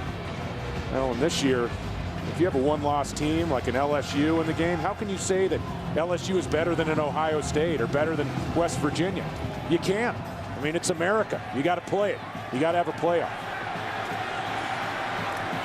You've got Charles trying to work his way through traffic. Can't do it. Gets it out to the 23-yard line. Nebraska, I mentioned the offense they've had in this quarter, 257 second quarter yards. And you look at the Ohio State Buckeyes or the West Virginia Mountaineers. I mean, you can't say with any assuredness that they're a better or worse team than LSU. You look at Missouri, a one-loss team. And one thing that stands out to me, Kansas and Missouri, the schedule strength isn't quite the same as for an LSU or an Ohio State or even a West Virginia for that matter, but I don't think you can deny Kansas a berth in the national title game if they go undefeated. And if Missouri wins out, I think they have a great shot at getting in the game as well. And it looks like Colorado will just go ahead and take this deficit into the locker room at halftime. Well, under Bill Callahan, Nebraska has never won when trailing at the half. That's not going to be an issue here. And Vince Welch is going to catch up to the coach right now. Vince? Bill, you trailed by 10 in the first half. Now you go to the locker room up 11. What did your team do to get it turned around? I think that our quarterback, Joe Gans, is playing terrific right now. Our receivers are on time, good rhythm, getting good protection. So we're in flow. So that's a good thing. Defensively, at one point, you forced 3 straight fumbles or punts by Colorado. What do you have to do defensively to limit them in the second half? I think their misdirection has been a real problem for us. You know, their ability off the fly motion and some of the plays that they have off of like the middle screen and some of the deep routes, those are the things we're going to have to shut down. Thanks, Coach.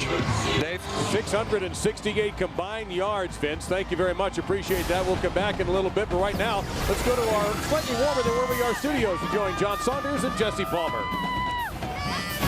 All right, guys, thanks a lot. And I'm going to preface this by saying it still is Nebraska's defense, so obviously defense isn't going to win games for this team. But you have to wonder, if Joe Gans has been quarterback all season, Nebraska might be a pretty good team. Joe Gans is playing tremendously right now. It's just so many offensive fireworks right now in this football game in the cold weather, but both quarterbacks, I think, doing a nice job moving the football, throwing it, and running the ball as well.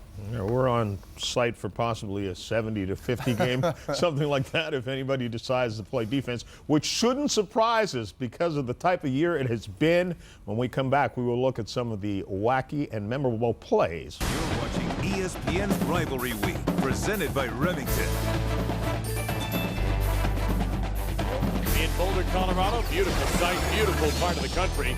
Not a beautiful score if you're rooting for the Buffalo Zone. Nebraska puts up 21 points in the second quarter, and David Norrie they appear to be unstoppable. What can Colorado do to slow down this explosive Cornhusker offense? Well, they have to create some pass rush. They haven't even gotten close to Joe Gans. Gans has been great with his feet, and they have not found a way to solve Maurice Purify down the football field. I think the pass rush has to find ways. They may have to take some risks, some gambles to get some extra defenders involved in the pass rush and get to Joe Gans, or else it's going to be a long day. They may hang 70 on the Buffaloes before this is all done. Well, you think about the ridiculous amount of offense, over 1,000 yards in their last 6 quarters Nebraska has put together. Meantime, offensively for Colorado, they're going to get the rock first. What can Cody Hawkins do here any better than he did in the first half? Well, I think Cody Hawkins is playing well, but he's, you know, there's a lot of pressure on you when Nebraska's scoring touchdowns on every drop. And Hugh Charles escaping. And just sort of ran out of field that time, but an excellent kickoff return by the Colorado tailback, forced into service today with the injury to Terrence Wheatley, as we look at our Pacific Life game summary. Yeah, both teams pretty even on the ground when you look at the numbers, but what really jumps out at you is more of the same for Nebraska. 270 yards through the air. Joe Gans with a couple touchdowns. I mean, he has looked great with his feet moving outside and keeping his eyes down the football field. He is really a gifted quarterback, and I think there's some great games ahead of him as he looks to his senior year next year. The freshman Hawkins, and incomplete, in and out of the hands of Celestine. As we go to the third member of our team enjoying that mid-20-degree weather on the field, Vince Welch. Dan Hawkins, the coach of Colorado, 24 points is enough, but they've given up 35. He said they've got to have better communication on defense. That's been their biggest breakdown, and they definitely miss Terrence Wheatley. On the other side for Nebraska, we told you before the half that Joe Gans was going to the locker room early because of a rib injury. I've talked to their medical staff. They've rewrapped the protective the rib area and to give Gans more protection, but they said he should be fine. Second down and 10. Colorado has used that formation many times, gone with either with the receiver on the reverse, or in this case, Charles straight ahead as Murillo makes the stop after a gain of almost 5. And Dave, this game is so important for both teams in that I think you can almost guarantee a bowl berth with 6 wins for either Colorado or Nebraska. The way they play offensive football, they're a very attractive outfit, either one of them, to get into a lower level bowl game. And of course, the Nebraska jerseys and helmets sell pretty well on television, so a lot to play for here in the second half. Colorado 4 out of 8 third downs in the first half. Hawkins has 2 seconds here. And breaking through, that should be a first down. McKnight did a nice job coming back to the quarterback that time. He broke off his pattern a little bit and was able to make a play. That was a nice move at the top of the route. Had to use a physical move at the top of the route to gain separation. And he comes back short of the chains to make the catch. Knifes the ball, gets it north-south in a hurry, which you always want from your wide receivers. McKnight has had a pretty solid year. Top receiver for the Buffs. Colorado has never had a freshman lead the team in receiving. It looks like he's going to do it this year. Nebraska sends some blitz, and that was nearly a fatal mistake. Sue nearly had himself a gift. He was engaged with Columbus, it looked like, and ended up being the accidental receiver. Cody deposited the football right in Sue's breadbasket. I think big number 93 was surprised a bit here to find the ball in his midsection. Tough play to come up with when you're a defensive tackle playing inside. Particularly when you have no idea that's coming either. No way.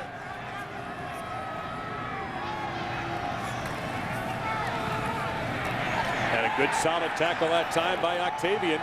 And Charles loses 2 yards, sets up third down and long. Steve Octavian is a high-quality linebacker playing on the outside. Made a lot of big plays for Nebraska over the course of the year. Tremendous quickness, nice burst. Very explosive linebacker, 6 foot, close to 240 pounds. All in third down and 11.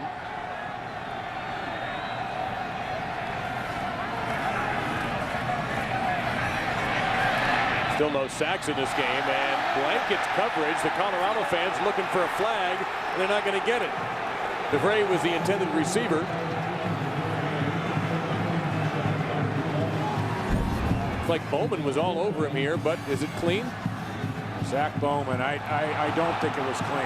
Got both hands around the hips, really impeding DeVray's progress. That was a break for Nebraska. Courtney Grigsby has one kickoff return to his credit. Hasn't done a lot of punt returning for Nebraska. He did have a 48-yard punt return a couple of years ago.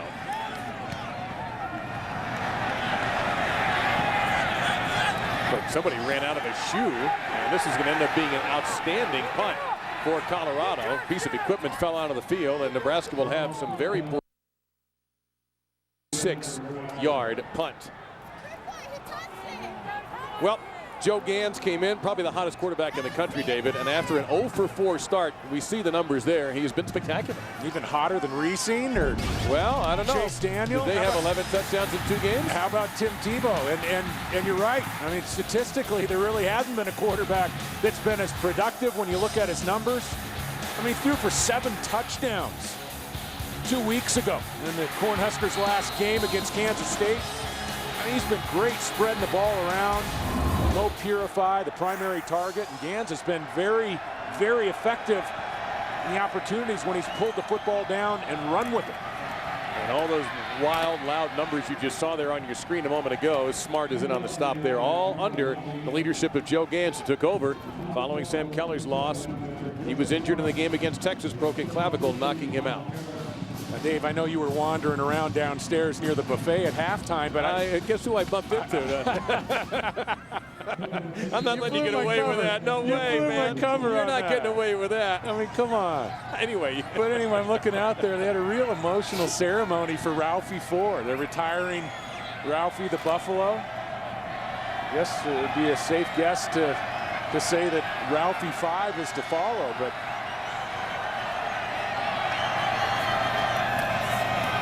Lucky trying to pick out a hole there, and he got a little bit, not much. Colorado's defense dies on in there again. You know, Ralphie, of course, this is much a part of college football as Boomer, Sooner, or anything else you can think of as far as a pregame ceremony.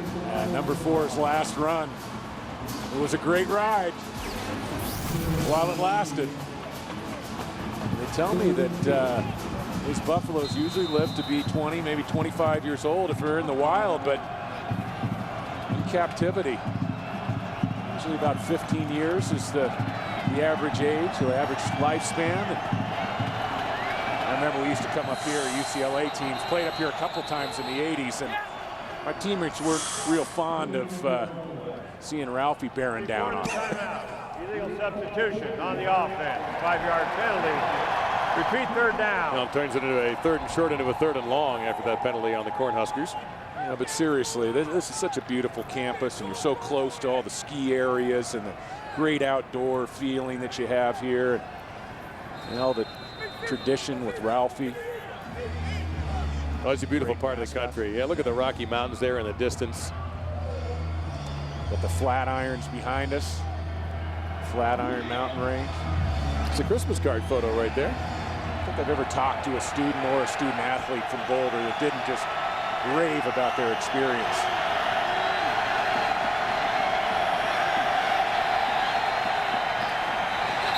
And we have flags all over the place here, so this play won't count. Most likely this is going to back Nebraska up a few more. Delay of game. Offense, 5-yard penalty. Still 3rd down. Bill Callahan thinks the clock management wasn't the very best. Gans hasn't done an exceptional job finding the play clock coming out of the huddle. Hey, Vince, can you add to that? Yeah, Bill Callahan was just expressing to the official that he had actually asked for a timeout, so the play clock should not have started as quickly as it did, but they were not charged for the timeout. And I don't know if you folks can lip read. We apologize for the one word that slipped out, but the other 2 words were timeout.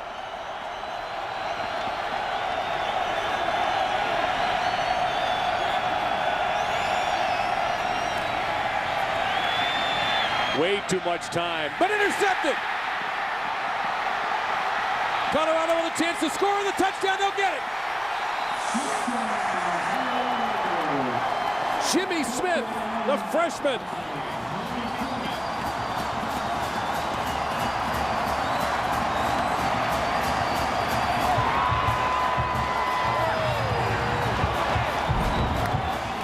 Joe Gans got greedy.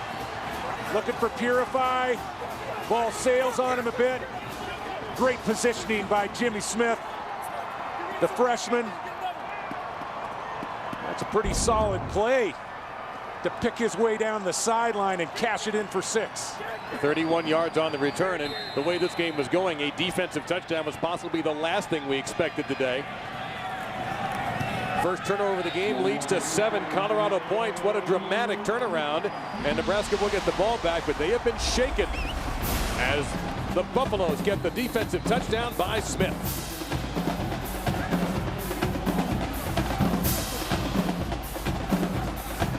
You're watching ESPN College Football on ABC. It was Black Friday this morning. Now that's a good term because there are folks out before sunrise ready to start the Christmas shopping season. And there they go, off getting whatever they need for their family members, friends, loved ones, perhaps themselves. Now we were also up at that hour, but we weren't shopping because of the 10 a.m. kickoff here in Boulder. And I tell you what, we don't need any caffeine to stay awake for this football game. I was showering and I wasn't too happy about it. I'm happy you did, actually.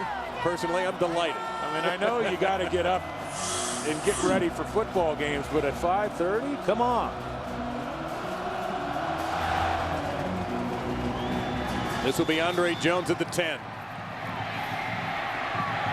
This will be Andre Jones with a good run back of about 26 yards, and now it's time for our Best Buy playbook. Let's take a look back on the interception for the touchdown, and Maurice Purify's on the outside. He's going to run a dig route, clearing route from Peterson. Go ahead and roll it, boys. And let's freeze it right here.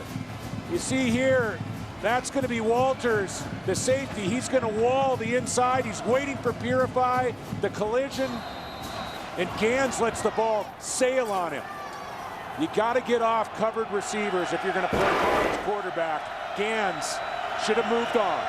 Now, let me ask you, the weather being what it is, we're in the mid-20s. He started slowly in the first quarter. Could that be a product of just not being warmed up enough? No, I don't think so. I think he's still learning. This is his 3rd start. And another interception. That one a deflection. Coming out with his Lionel Harris. And he's got a chance. Flag is down. There may have been a block in the back.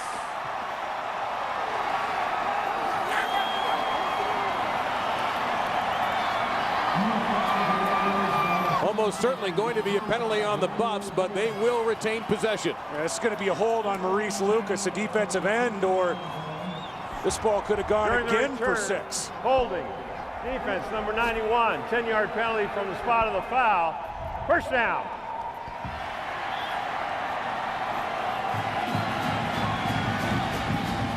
Well, this one's on Joe Gans again. This is not going to be an accurate throw. He moves, he slides to his left. That was a poor throw, a misfire. Ball was delivered too far to the inside and high. And again, a nice play by a Buffalo defensive back. Lionel Harris making the play on the deflection. Maurice Lucas, number 91, the defensive end for the Buffs, getting called on the holding penalty. 14 interceptions for the Colorado defense, and you can sense a little surge in that Colorado offensive line for Charles as Octavian makes the stop. Joe Gans has not been as sharp coming out of the locker room in the second half as he was in the first half. I mean, that's an understatement. 2 balls, 2 picks, and very close to 2 touchdowns for the Buffaloes. What's funny is, David, it really is starting to reverse a bad trend. The third quarter has been awful for Colorado this year. Outscored 123-59 coming into the game, and they had turned the ball over 7 times. Their turnover ratio in this quarter was -5. Now that's down to -3, and Charles has a first down. Intelligently using his blockers to find his way through, the senior from Keller, Texas, gets the first down after a 12-yard gain. Buffalo's working with some momentum, and you know, for Joe Gans, there's nothing wrong with pulling the football down. This pass rush for the Buffaloes has not gotten even near him. You know, we're early in the third quarter. He's had the ability to just dial up whatever he wants to do in the backfield, pull it down, and there's nothing wrong with saving the throw and getting the ball ahead for positive yards. Charles now over the 100-yard mark with 103, the 11th time in his career he has reached over 100. Seen this play work a lot for Colorado. Nice cutback that time by Sprague, and they get it inside the 10-yard line. A gain of 8. Vince Welch is on the field today. More in reference to Joe Gans. Remember, we talked about his rib injury, but as he came off the field the last time, he said he was fine physically. Coach Bill Callahan talked to him about the mistake he had made on the 2 passes that were both intercepted, but it was a very positive interaction between Callahan and Gans. A big pep talk at the end of that conversation, a smack on the behind, and said, we got a long way to go, you'll be fine. He might be fine physically, but he may be a little bit fragile emotionally after those 2 big turnovers.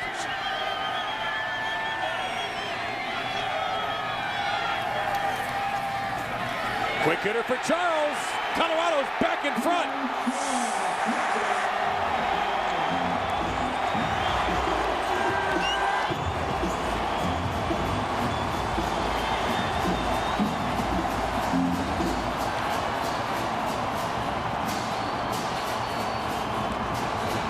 Well, this is not the start we thought might happen in the third quarter. We figured there would be more offense, but 1 touchdown by Colorado's defense, and now Charles scored some 9 yards out to take advantage of the turnover. 14 points off of turnovers for Colorado in this quarter.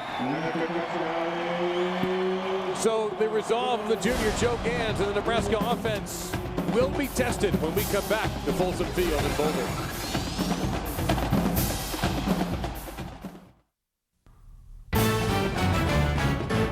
ESPN's College Football on ABC, presented by Best Buy. This holiday will help you put together perfect gifts.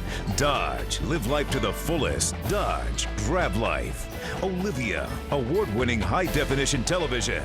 And the Home Depot, you can do it.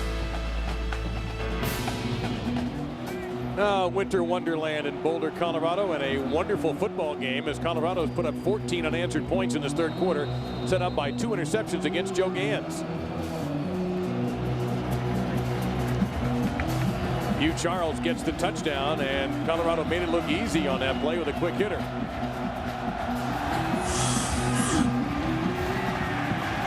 Short kick. And Joe Grigsby, rather, and almost brought down by the face mask, but apparently no flag there, so Nebraska will take over, David. Now the Buffaloes use this fly motion with their wide receivers for a reason. Let's go ahead and freeze it right here.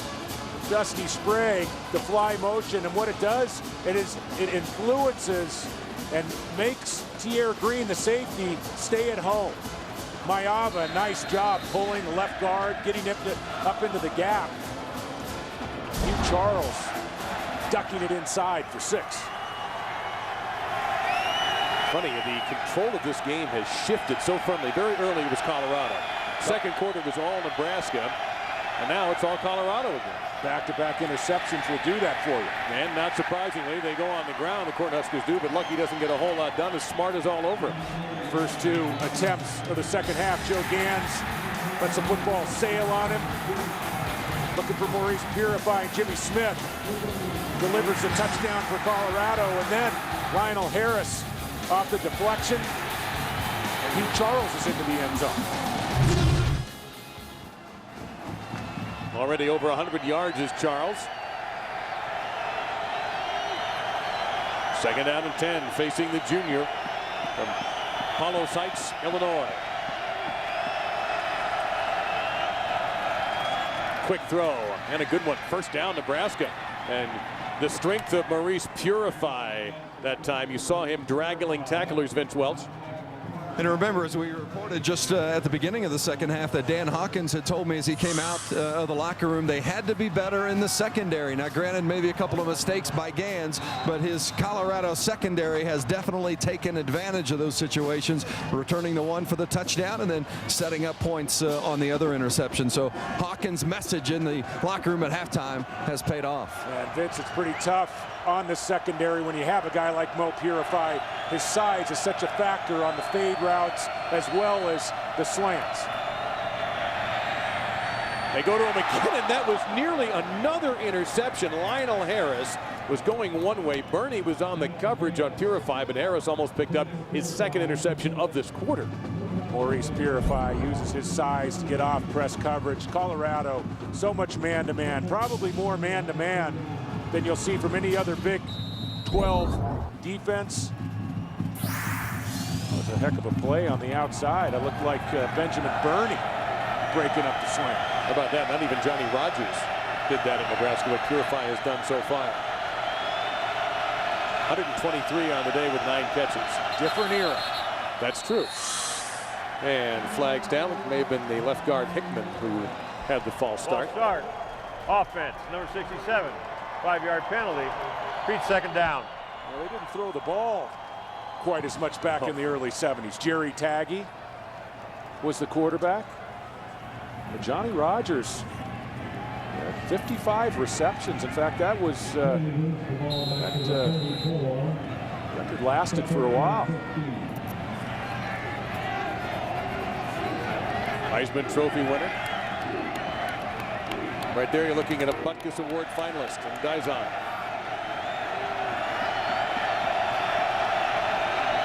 Likes to wear flip-flops on campus here in Boulder, no matter what the temperature is.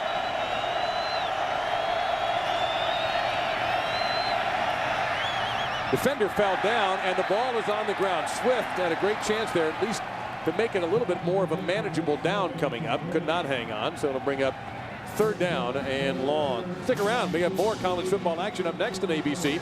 Rivals will clash in the Lone Star State as Texas looks to keep its shot at the Big 12 title alive with a win against a very tough Texas A&M squad. College football presented by Best Buy. Texas versus Texas A&M.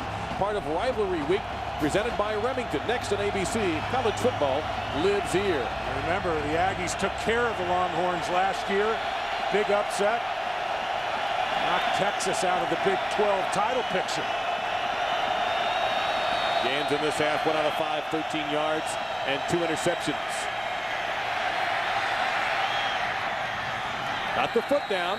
Well, they say incomplete. That's what I thought. The official at first gave a confusing signal, but then made the complete signal for Terrence Nunn, but he is short of the first down. That was nice footwork by Terrence Nunn along the sideline to get the left foot down, at least create a decision for Bill Callahan. Watch the left foot. Wide receivers work in practice every week. They have drills. Typically the wide receiver coach will get with them and throw a lot of balls working on the footwork along the sideline. McBride back deep, Titchener to punt. Another high snap. That's the second one, and it's blocked! Colorado with defense and special teams. The punt blocked by Barrett. Second one he's blocked this year. And Dizon on the recovery.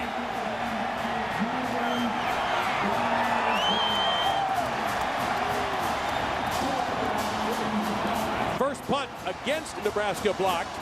Second one by Barrett on the season. Now Barrett just came clean off the left side. And Nebraska appeared to be confused in terms of their responsibilities. Actually came up the middle. Came off the right side of the center. Tremendous penetration. What a turnaround here in the second half. Nebraska led by 11 at halftime. Hawkins going for it all right there. And good defense by Bo Rude. Trying to hit the tight end. DeVray and Rude, rather, was right with him. Barrett. She came free off the edge on the right side. And just a great job of extending. There's an art to that. Yeah, you notice that he didn't lay out straight at the punter. He came in from that side, so if he had missed, he wouldn't have gotten a penalty.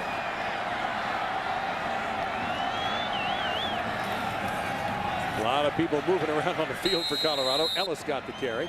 A couple of yards now, sets up a big third down for CU. Talk about a big turnaround and a change of momentum. Turnovers, special teams. You know, Dave, we sit in a lot of coaching meetings over the course of the year. Fridays, sitting down with coordinators, head coaches like Dan Hawkins. And sometimes we get a little tired and frankly a little bored about hearing about the importance of special teams and turnovers, but really, those are areas where a game can turn on a dime. You can always go to Hawkins' blog if you want more information on the Colorado football website. There's some interesting reading there. Going for the end zone. What an adjustment in the air. Touchdown for Sprague.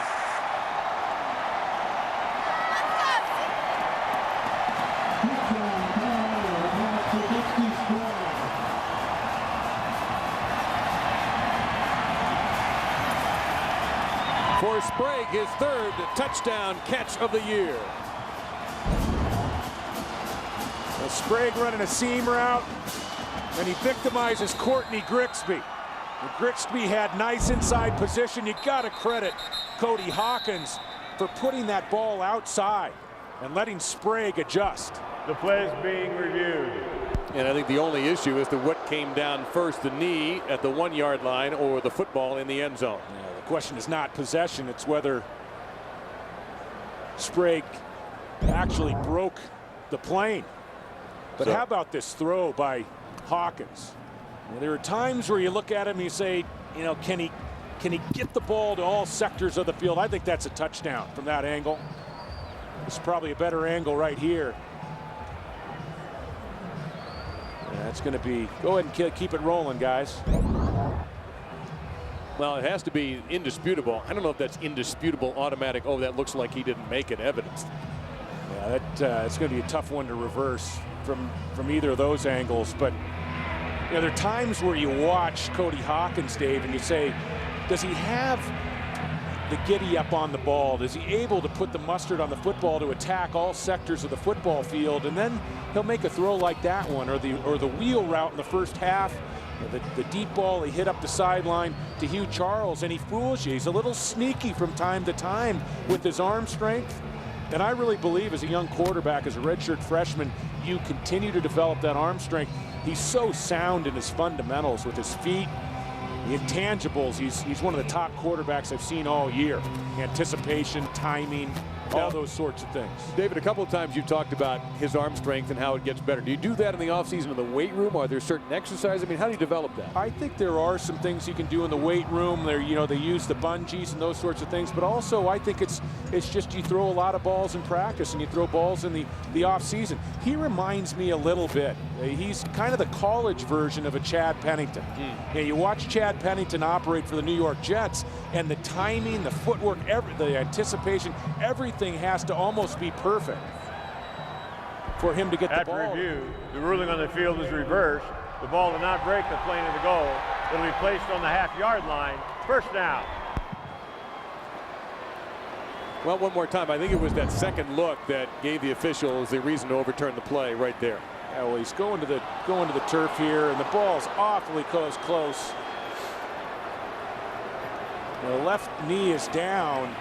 Now that is, to me, that's a tough reversal. So 6 goes off the board. I'm not sure I'd let that fall in the indisputable category. I'm kind of with you on that. That happened so fast. It's very understandable why the official, the head linesman, would make that a touchdown call. Certainly can't blame him.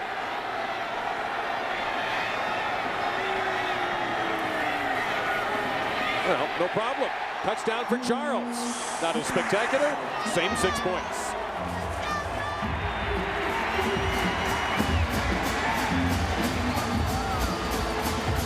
And the Achilles heel for the Cornhuskers all season has been their defense. And it's happening again. Although the Colorado defense has certainly had a hand in all of this because these have all been short drives.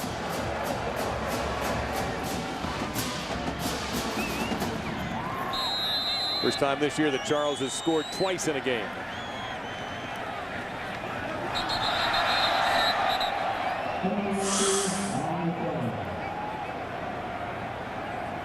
Officials quickly trying to determine blame here.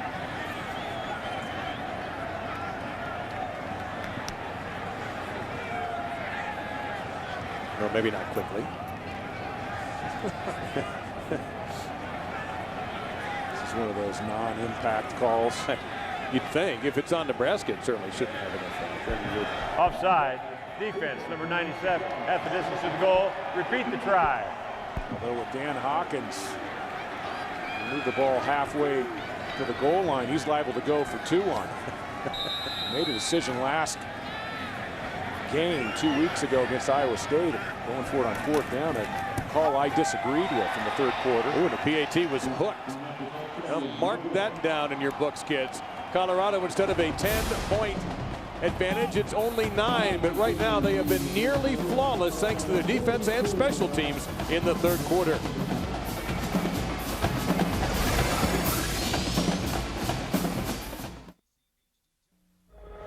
This telecast of college football on ABC HD is presented by DLP HD TV. With David Norrie and Vince Welch, I'm Dave Lamont. 20 unanswered points in this quarter for the Buffaloes. This is the kind of game it's been. If you're just joining us, don't leave now.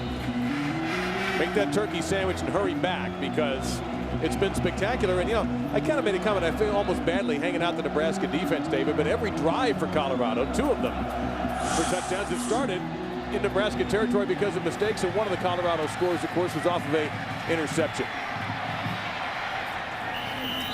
Now, all this issue, David, about bowl eligibility for Colorado may have been irrelevant had they managed the Iowa State game better and gotten a break. Well, they moved Eberhardt back to 55 yards. He had hit one from 50. The problem was they didn't have enough time on the first kick, and the ball was not spotted yet. And so the penalty came.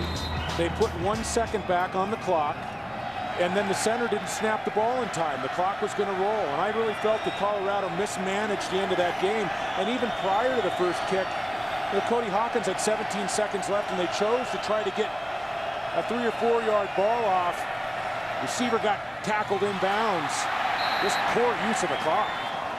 And Nebraska rattled maybe just a little bit by the events of this quarter. Well, there was also a decision that they were up 21-0 Colorado in this game over Iowa State in Ames, and there was also a decision you weren't particularly fond of. Well, when you're up 21-0, as Dan Hawkins was in the 3rd quarter, and you go for it on 4th and 1 from your own 43-yard line, you're on the road at Ames, Iowa. I mean, that was one of the most questionable calls I've seen mid-game from a coach in a long, long time. It ignited a rally by Iowa State, 24 unanswered points. I really thought in that situation Dan Hawkins let his team down. And Gans had somebody in his face that time. What a solid tackle that was. Well, not a surprise to see you did it. Dizon on the stop. And a gain of 6 there on the catch by Lucky. There's no doubt Dan Hawkins is one of the true riverboat gamblers in the game, and he is well accomplished. You can't take anything away from him. Tremendous record at Boise State. He has a shot to get his team into a bowl game. A team where the talent level was, where the cupboard was bare. All in all, he has been one of the top 10 winningest coaches in college football as it stands. If he hangs on, he'll get number 100 in his 8th here at Colorado. Rejected on the pass. Might have been Dizon again. If it wasn't Dizon, it was Jeff Smart, middle linebacker, who got a hand up there. And Brandon Nicholas also was around there. So he could not get it through the wicket of the Colorado defense. And Hitzner comes back on to punt. And all of a sudden, the Nebraska offense, not anything like it was in that 2nd quarter. And the Buffalo defense, you got to give them a lot of credit. They're firing on all cylinders. They've done some things in the secondary that have appeared to confuse Joe Gans. The safeties coming up and jumping routes. Last punt was blocked. This one is crushed. McBride, though, has a little room to work. Flag down. Flags everywhere. My goodness. One official, the field judge, threw his, and 2 more just jumped in for support following the 44-yard punt and a 12-yard return.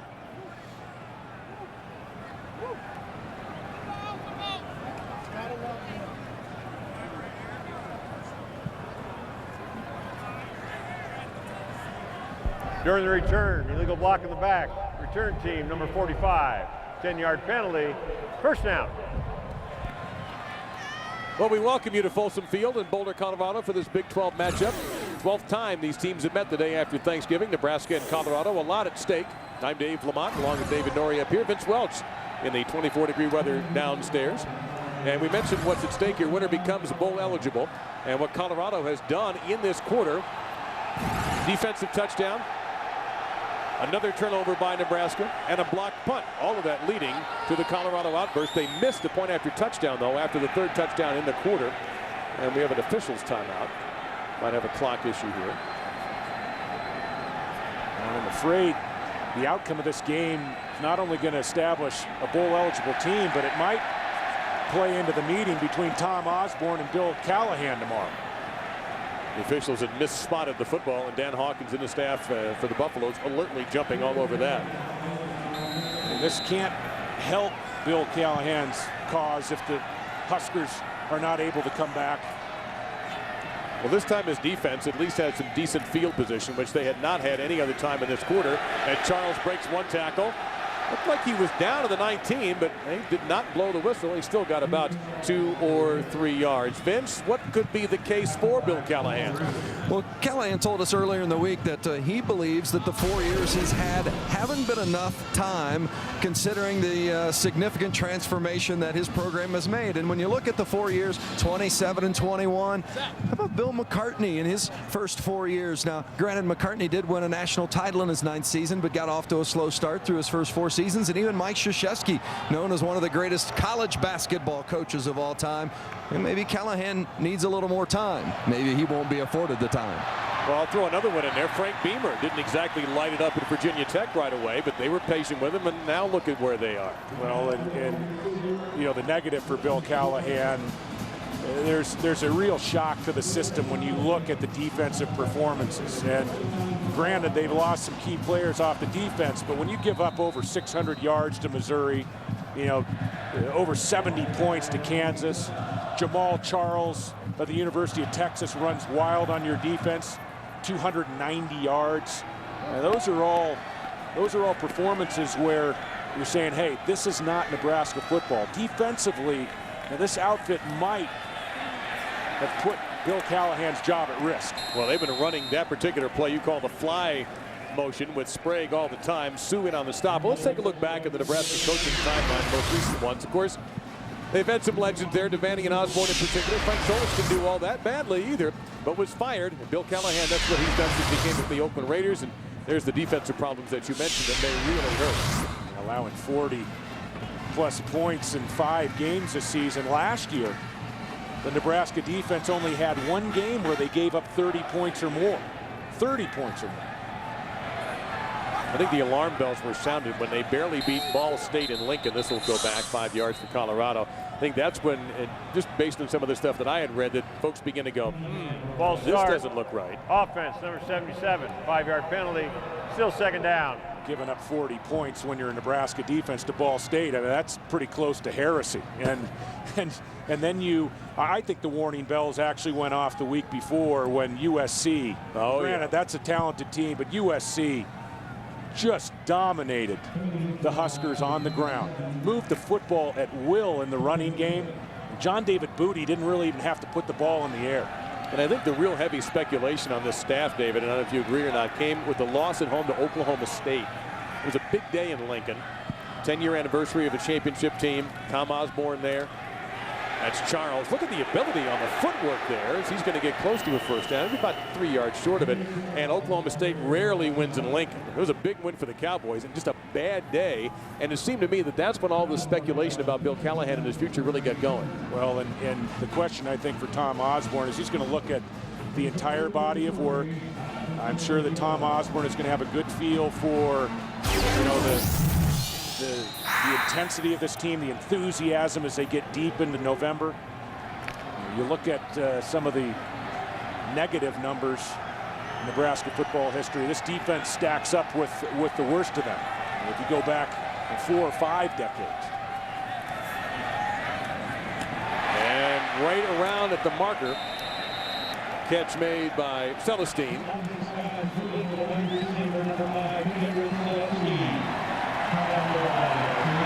And it'll be a first down for the Buffs. Looks like that pass might have been deflected. Nice job there by Celestine not to let that confuse him. A nice little break for Dan Hawkins' offense. And Boy, you see a lot of Boise State in the way this team plays, both before the snap and after the snap.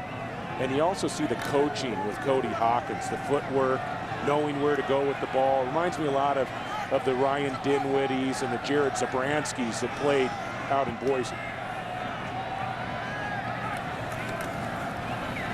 Haven't seen the pass in this formation much, and it's open.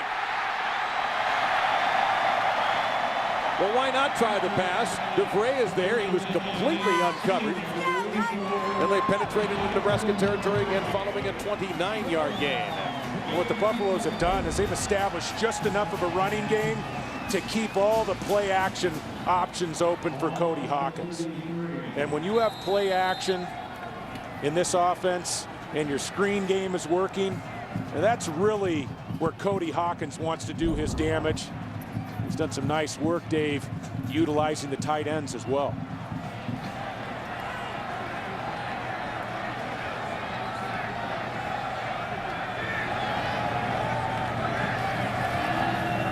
Play action to Charles. He looked to Celestine. Now goes to the end zone and almost intercepted.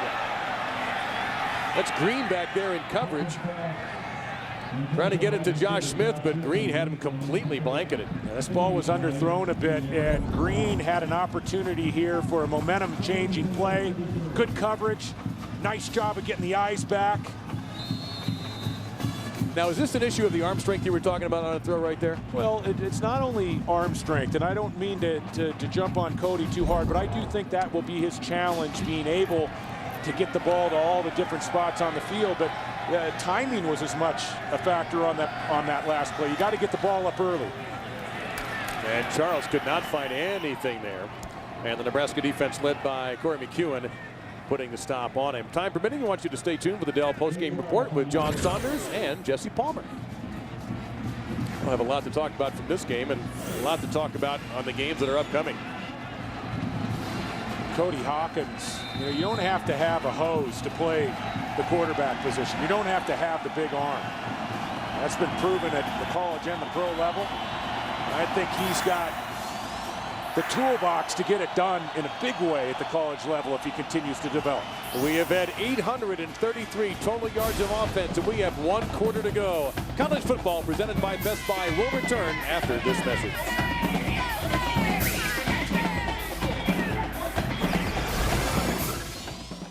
Hard to argue with that view. This is ESPN and ABC College Football presented by Best Buy. 4th quarter about to begin here at Folsom Field in Boulder with David Norrie. I'm Dave Lamont. Vince Welch, third member of our team on the field.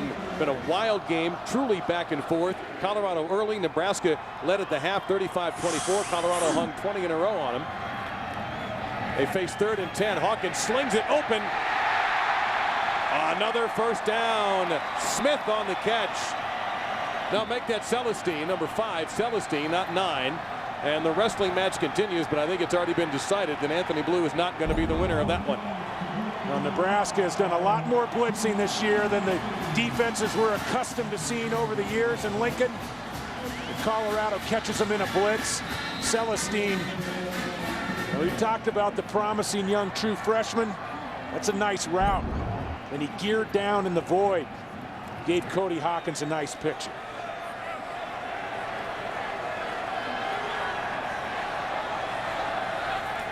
They fake that play with Sprague that's been so successful. To the end zone, caught! Touchdown, Buffaloes! McKnight on the ground.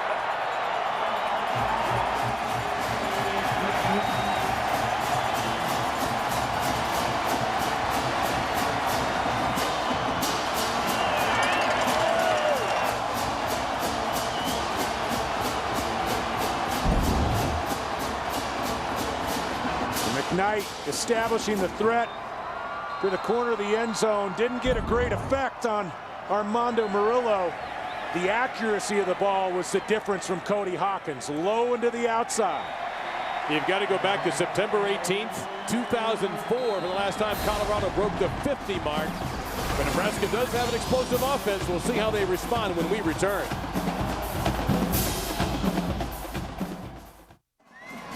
I can't think of any better way to explain statistically what has happened in this game and why Colorado has their largest lead, 16 points, than what you're looking at right there. 10 plays, 84 yards, 443 for the Buffs on that drive. And it just gets tougher and tougher for Joe Gans and this Cornhusker offense, which reminds me of a power hitter. There's all of a sudden an 0 for 16 slump. Big slump. You scored 35 points in the first half. You moved the ball effortlessly. And then in the third quarter, only 40 yards, 2 interceptions, a blocked punt. See if Grigsby can make something happen. He returned one a couple of weeks ago, not even close, and a flag coming down behind the play. We'll get the penalty for you in a moment. We go to our New York studios and John Saunders. John? Well, we just want to remind everyone that coming up, it's Texas A&M against Texas, and those of you in the state of Texas and part of Louisiana, you will not miss any part of this game. Texas, of course, very much alive to get to the Big 12 championship game. Guys, back to you. And speaking of coaches who may be a little bit on the hot seat, Coach Fran at Texas A&M, certainly one of those. By the way, no penalty. The officials picked up the flag. What do you like in this game? I like the Longhorns in this game, and a lot of it has had to do with Franchione and all the controversy swirling around that program. I don't necessarily like his chances of being around next year. There's going to be some fascinating movement in this offseason. Flags are going down with all the speculation about who's going to replace Lloyd Carr and what Les Miles may do and all these other things. Ball start. Offense, number 87, 5-yard penalty. Still first down. Already we read that Mike Singletary, you said, I don't want the Baylor job, not going back to his alma mater. Says he wasn't even really contacted about it, doesn't want to be anyway. It's going to be an intriguing offseason. A lot of big coaching positions coming open. I think there are some stories that have yet to hit the radar that we're going to see as we get into December.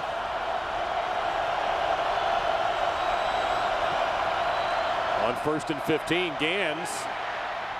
Is he trying to throw that to the umpire or to Lucky? I think he made the right decision. Lucky was not down and gets the first down with a tremendous effort.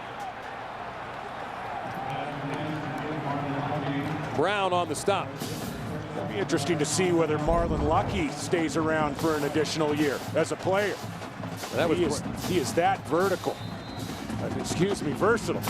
But he did get the ball vertical there. That was so talented, Dave, as a pass catcher. And these defenses in the college level and the pro level these days, they love to drop the linebackers deep. Lucky again. It looks so natural as a pass receiver. Reminds me a little bit. I remember the Miami days of Edgerrin James, who was so good coming out of the backfield of catching the football. Made it look like it was never a problem for him. Edgerrin James, Warwick Dunn. You know, backs that have soft hands and the ability to get the ball upfield and take advantage of space. And, you know, linebackers are taught to drop, to read eyes, and we've seen more and more at both levels, college and pro, deeper and deeper drops, and that makes guys like Marlon Lucky such dangerous weapons out of the backfield. Lucky has 153 total yards today and a touchdown. Gans on the read, and Gans on the first down. If Nebraska's going to get back in this football game, Gans's feet are going to have to get back into the game and become a factor again. Not only on the planned play calls to the quarterback, but in passing plays. You know, there's some pictures, Dave, he's seen down the field that he hasn't liked, and he's gone ahead and let the ball go. I think Joe Gans has to pull the football down in some of these passing situations and get things done with his legs.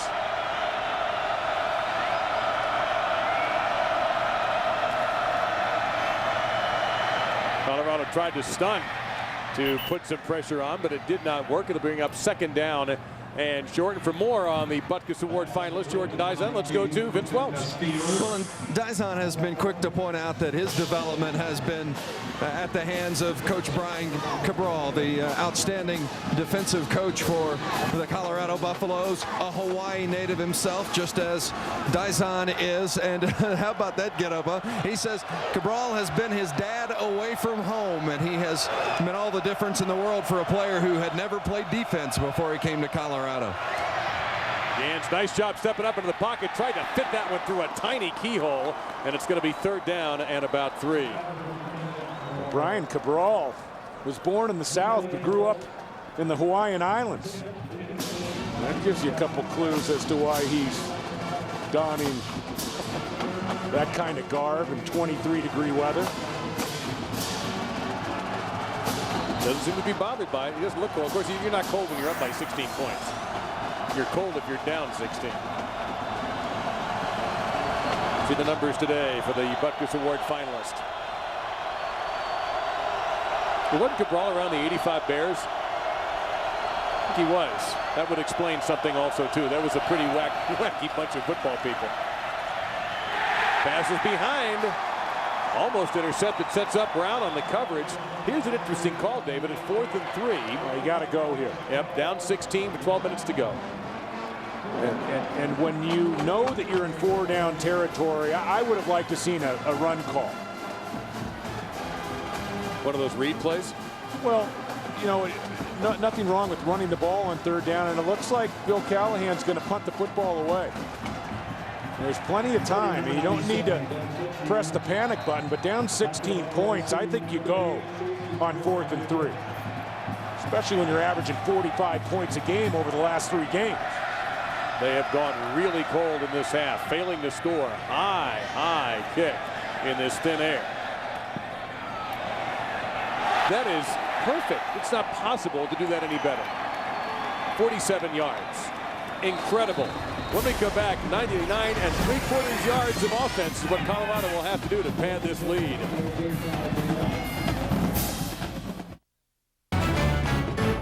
ESPN's College Football on ABC, presented by Best Buy. This holiday will help you put together perfect gifts. Pontiac, the official performance machines of the NCAA. Clean Exchange, a disposable head electric shaver, new from Remington. And DOP HD TV. DOP is the official ESPN on ABC HD telecast sponsor of college football. And that is the Colorado locker room, and you got to keep up with the rest of the Big 12. You got to improve those facilities. I think they've done all right. I call it the arms race. The Brownstein family corral. Of course, the Brownstein family, true patrons of this program over the years. Big-time Buffalo supporters. What a nice locker facility they've created. And ironically, the arms race may have been started by the team they're playing today, Nebraska. Nebraska, the first one that I can think of anyway, David, that really sunk a lot of effort and a lot of money into their facilities. Well, we've seen it across the country from coast to coast. I mean, you go to the West Coast and you have the Oregon program. Phil Knight, the founder of Nike, and all the money that he's injected into the high-class facilities they have in the Ducks program. And then you go to the other side of the country, a program like the University of Connecticut. Randy Edsel and his team having so much success. What facilities they've created. And the Nebraska defense had Colorado pinned back about as far as you can without it being a safety, and Colorado in 2 plays gets across the 15-yard line. Asante on the stop, an 11-yard gain for Hugh Charles, who's well over 100 yards. And that's another reason why I think on 4th and 3, Bill Callahan really had to think about going for it down 16. This defense has been spending a lot of time on the field in the second half, and Colorado moving the ball so efficiently. You don't have a lot of time left to work your offense onto the field and get Joe Gans and his group back on track. And he'll go to Charles again. Got a nice block. And boy, you see the acceleration. Put the ball down, and the officials claim that he is down. The officials say no fumble. It's a 9-yard gain. Sue's the one who was in there for the Cornhuskers, but they claim no fumble. And the officials are rather emphatic about that. Let's see if they were right. Well, if they ruled this on the field and there was a whistle, this is not a reviewable play. Boy, that is a tough break for Nebraska because the ball was clearly coming loose. And officials have to hold on to their whistle in that situation. You know, the NFL has really gone to a policy where you wait out the play, you don't blow the quick whistle, and then you decide who has the football. The whistles came too quick on that play. Nebraska lost a turnover. And it's a first down for Colorado. Let's go back and let's eavesdrop on that last play.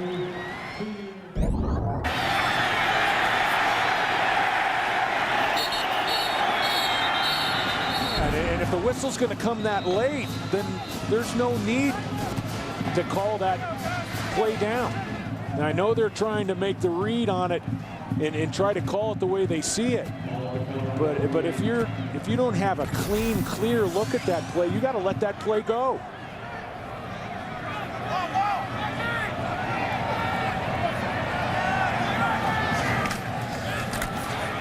And nothing fancy about the Buffalo approach now.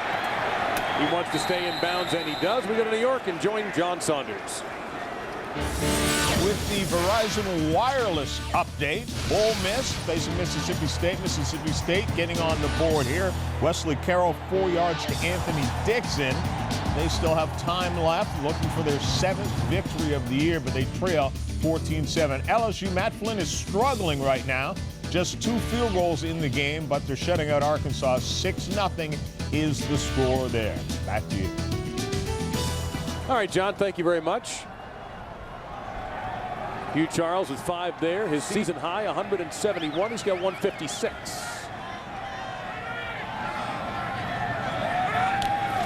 Most importantly, he's kept the clock running. And a little shy of the first down. Well, we see what LSU is up to. Let's take a look at our ESPNU All-State BCS standings review. The Kansas-Missouri game is going to be huge in sorting out this BCS situation at the top. West Virginia, big game tomorrow on ABC, 3:30 Eastern time against UConn. That game will decide the Big East title and could decide one of the entrants into the big title game, a national title game. I wonder how UConn is going to handle that Morgantown atmosphere, because that's not a typical place to bring your team for a big game. That is such a hard place for a visiting team to get a win. This is another first down for CU. You know, the crowd's going to be a real factor, and Tyler Lorenzen, the quarterback for UConn, has made such a name for himself. JC transfer, who has taken such good care of the ball and really eliminated all mistakes offensively. He's going to have a spotless night if Connecticut has hopes to win that Big East title. Up 40 yards so far on this drive for Colorado, all on the ground, chewing up clock.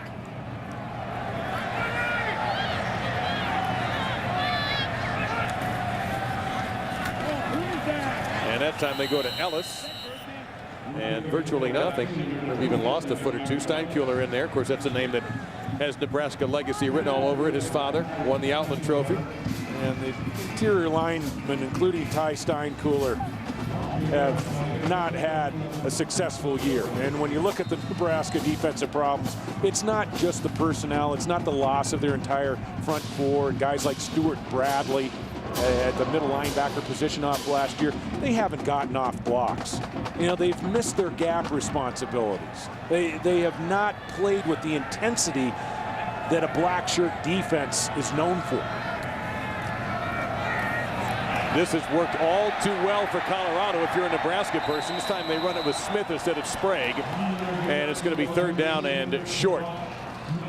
Well, it was a lot of talk about the black shirts and what they don't represent right now. A lot of talk in College Station about Texas A&M coach Fran's future. Texas, boy, they've had some escapes. I was at the Oklahoma State game where Texas never led until the field goal went through the uprights and the clock read 0. They have been a fun team to watch. A&M, of course, that game means so much to the people in College Station. Their passion against Texas, pretty heavy. Texas A&M for years and years, just part of the great Thanksgiving week tradition of college football. You can see Hawkins didn't make it. Well, one thing we talked about, Kevin Cosgrove, the defensive coordinator for Nebraska, and he was very reluctant to address this, took the black shirts away from practice. And he said, well, I really don't want to get into that with you. But that came out in the media, and that really said a lot. Well, based on today's performance, I don't think they're getting them back real soon. In Colorado, this is interesting. Dan Hawkins goes for it on 4th and 1 2 weeks ago against Iowa State when he's up 21-0. He's thinking better of it here. This is a game where his team can become bowl eligible. He's up 16. This is a smart decision to go ahead and punt the ball away. Well, they moved the ball 49 yards, David, but they chewed up a lot of clock here. Yeah, this is a drive that started underneath the shadow of their own goalpost. And they'll go ahead and burn some more time, take the delay of game penalty. Repeat 4th down. How much time did they take off? You see 5:09 on your TV screens. This drive started with 11:54 to go in the game. That is really good work. Yeah, there's an old adage that you throw the ball to get ahead, and then you run the ball late to win the football game, to seal the victory. And I think the Buffaloes have done a pretty nice job sticking to that script here in the 4th quarter. Nebraska has their kickoff returners, both Grigsby and Jones, back there, hoping one of those guys can pop something. And we have more flags and a false start. Going against Con. I don't think they wanted that penalty. Offense, number 23, 5-yard penalty, still 4th down. I understood the first penalty. I don't think they particularly were happy about this one. But for Nebraska and any football team, you're always thinking of ways that you can win a football game. 5:09 left. You need 2 touchdowns, 2 two-point conversions. Plenty of time for Joe Gans to get things going, but he's got to get a drive started. This is Grigsby. A little bit of a hole there, and he'll get it out to the 34-yard line where Joe Gans will take over. Can he perform a miracle and get Nebraska a win and make them bowl eligible? Find out here shortly, as right now the Buffs are trampling their opponent.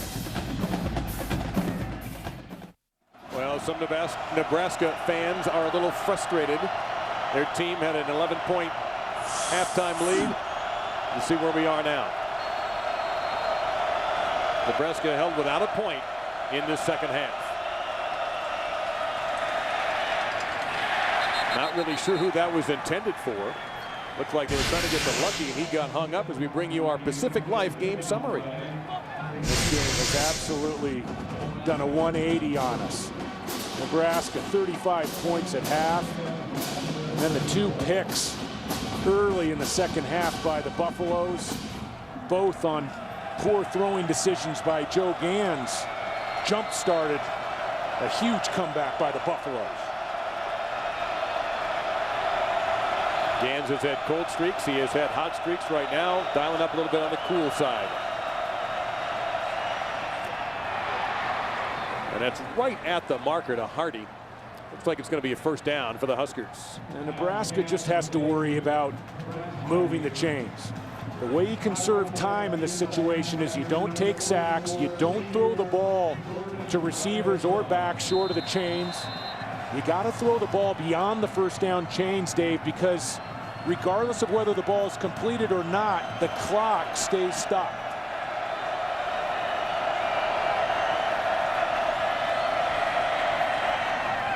And incomplete. Trying to get it to Lucky. Brings up 2nd down and 10. And the Buffaloes have taken Joe Gans out of his rhythm. You don't see his movement. You don't see him pulling the football down. You don't see him threatening this defense with his legs. And that has been the component that's been missing throughout the second half for Nebraska.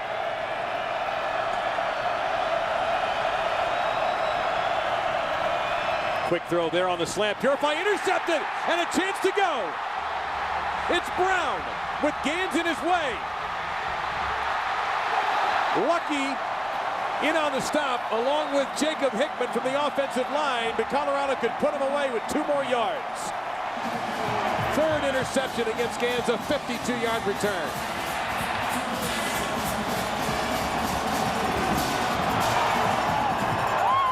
First interception of the year for the sophomore from La Puente, California. The 3-step passing game, the quick passing game, quick slant, balls delivered behind Purify, Was not a front pocket placement of the football. Not a great play by Purify to make the deflection. And of course, Cody Hawkins has to be thrilled with not only his team today, the fact that he stepped up with the bowl assignment on the line potentially. And you can hear the noise that the Buffs fans want here is for Hugh Charles to get the football. He does. And he fights in. They're not booing, they're yelling Hugh.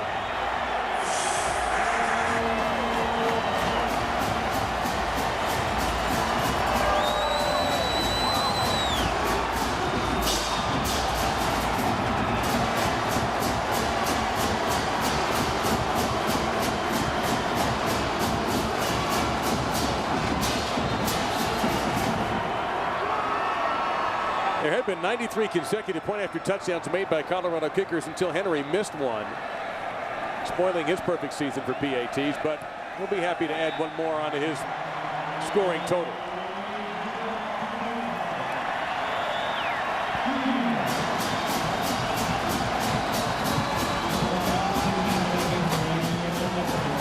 Joe Gans throwing the ball behind Purify.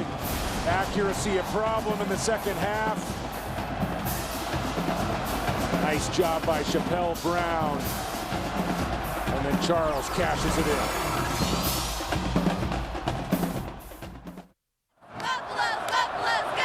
Joy in Boulder as Colorado 34 unanswered points. Hugh Charles, first 3 touchdown game of the year. He's approaching a career high of over 170 yards. He's close to that. And Colorado, with some defense and some great special teams play, making Nebraska pay for every mistake. Pooch kick keeping it away from the dangerous returners that Nebraska has, but pretty good return by Tifa Tiller. Well, let's give out our Chevrolet players of the game, and Maurice Purify's had a solid day for Nebraska. Cody Hawkins is the winner for Colorado. In recognition of their efforts, Chevrolet will make a $1,000 contribution to each university's general scholarship fund. Hawkins has had a steady hand in this game. Cody Hawkins has been extremely impressive this afternoon. And I just see him getting better from week to week. You see all the coaching in him, in his feet, the way he delivers the football. Anticipation. Dizon on top of Lucky. First down for Nebraska. This is the second highest scoring game in this rivalry. The highest was back in 2001, the 98-point combination. 62-36. Colorado won that game. This is going to break a 2-game win streak at Folsom for Nebraska. And whistles will kill the play. Ball start. Offense, number 72, 5-yard penalty. Still first down. Now, of course, the Big 12 has a little other issue going today, south of where we are. Texas and Texas A&M coming up very, very shortly on your ABC stations. And the Longhorns, a team that has pulled some incredible wins out to get to that number 9. And always A&M so tough against Texas. If the Longhorns can win that football game, even if Oklahoma wins tomorrow and Oklahoma gains that spot in the Big 12 championship game, I think the Longhorns are a very attractive BCS team at large. Wide open there, that's Swift. And the Colorado defense just sort of lost track of him for a moment. He gets down to the 30-yard line for first down. Well, I may make a mistake on this, but if they get to 10, Texas, I think that's going to be 7 straight years for Mac Brown to win 10 in a row there at Texas. Yeah, he's done such a terrific job. And, of course, Mac Brown, one of the real true gentlemen in the game. One of the great recruiters. Talent level so high year in and year out. Well, Swift really should have tried to get the ball out of bounds. I know that Nebraska trailing by quite a few points here, but boy, into traffic. Gans had a running lane open. Tried to squeeze that one in there. It was knocked away. Looked like Lionel Harris, who has one of the interceptions for Colorado in this half, knocked it to the turf. He's a skill athlete. Even when you're trailing by 23 points, you want to do everything you can to keep the football game alive. Get getting the ball out of bounds, getting the ball beyond the chain, stopping the clock. We have one of those stat odysseys that makes the game so much fun. Exactly 1,000 total yards before this snap.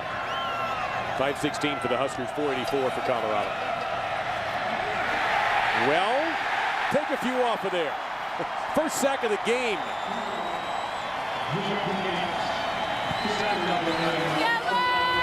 Brad Jones with the sack. His second of the season. This Colorado defense has played lights out in the second half. Shut out a Nebraska team that had been averaging 45 per game over the last 3 games. I'll tell you what, Dave, the Buffalo's offensive line was a real difference maker today. Really got to hang a star on their performance.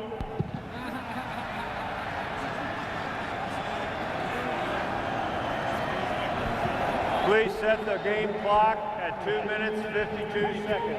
2:52, please. I think he said 10 minutes 52 and the crowd said no. You know, bearing down on 4 hours. Don't put any extra time back on that clock. One for the end zone right here. Receiver was actually out of bounds for the moment. So had Hardy caught that, it wouldn't have counted. Good coverage that time by the Buffalo secondary. Sets up 4th down and 15. And possibly the last offensive play for Nebraska this season. They'll drop to 5-7. For the second time in Bill Callahan's 4 seasons, Nebraska will not be going to a bowl game.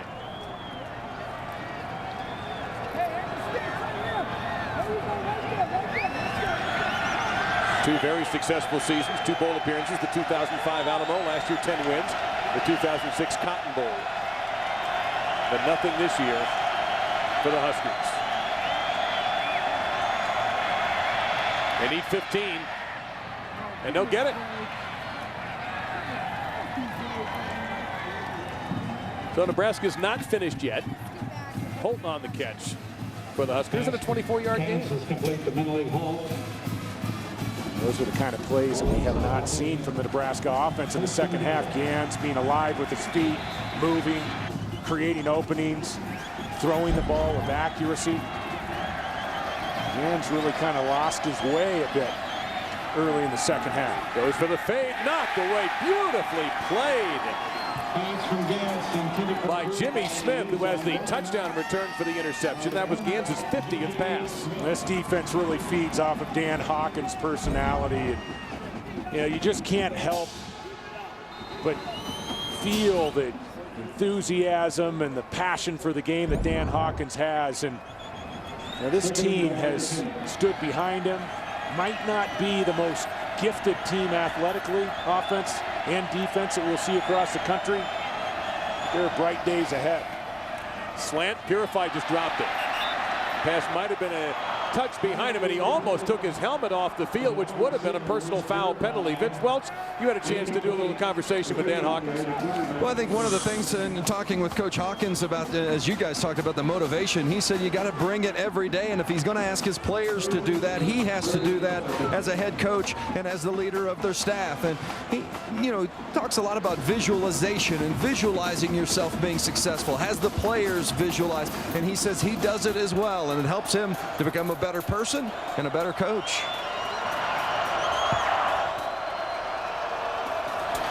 Third and goal for the Huskers. Haven't seen Gans under center that often. To the end zone for Purify. Missed it. 4th down and goal coming up. Maurice Purify had a dominant first half, but much like Joe Gans and much like this Husker defense, second half has not been a real glossy affair. You know, the ball was put on him, behind him in the back pocket on the interception by Chappelle Brown, but really a ball that Purify usually comes up with and dropped maybe what would have been a touchdown pass a couple plays ago. Same play. Purify with a tremendous effort to get in the end zone for Nebraska. He looks exhausted by that effort, too. He's worked hard. Well, in some ways, you make amends. Well, you know what? He's a senior. This could be his last touchdown. Almost likely will be his last touchdown. Now, that size is going to serve him well at the next level. I think he's probably going to be a first-day pick in the NFL. His size is so effective when he gets inside on the short slants, the three-step passing game, and then on fades, balls down the field, he's able to use his size and go up and make the catch.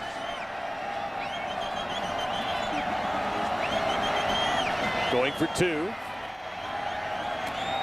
all day, and it works. They go to Lucky for the 2-point conversion. Nebraska's got some fight in them. Obviously, the onside kick is next, and if they can't recover it, Colorado should be able to run out the clock. It is now the highest scoring game in the history of this rivalry. They're meeting for the 66th time and the 12th time the day after Thanksgiving. Well,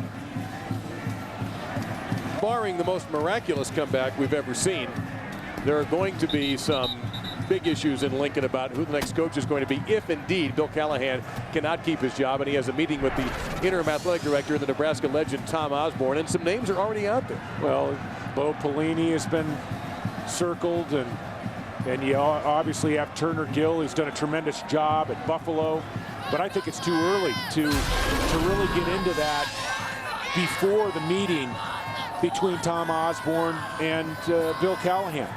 I don't think anybody can really estimate or try to judge how that meeting's going to turn out, Dave.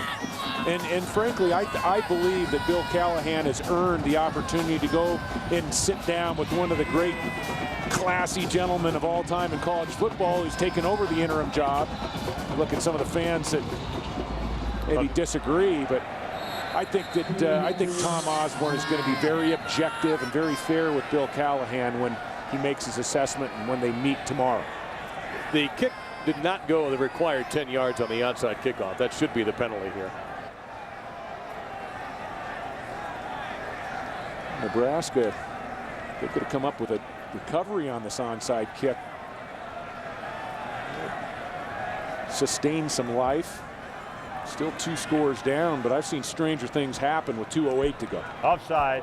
Kicking team, number 1. 5-yard penalty from the first touching spot. First down, Colorado. Now the question is, Nebraska still has the 3 timeouts. I imagine they'll be cranking those out in these next 3 plays. If the defense can get a stop, now if they can't stop Colorado and Colorado gets a first down, then that'll do it.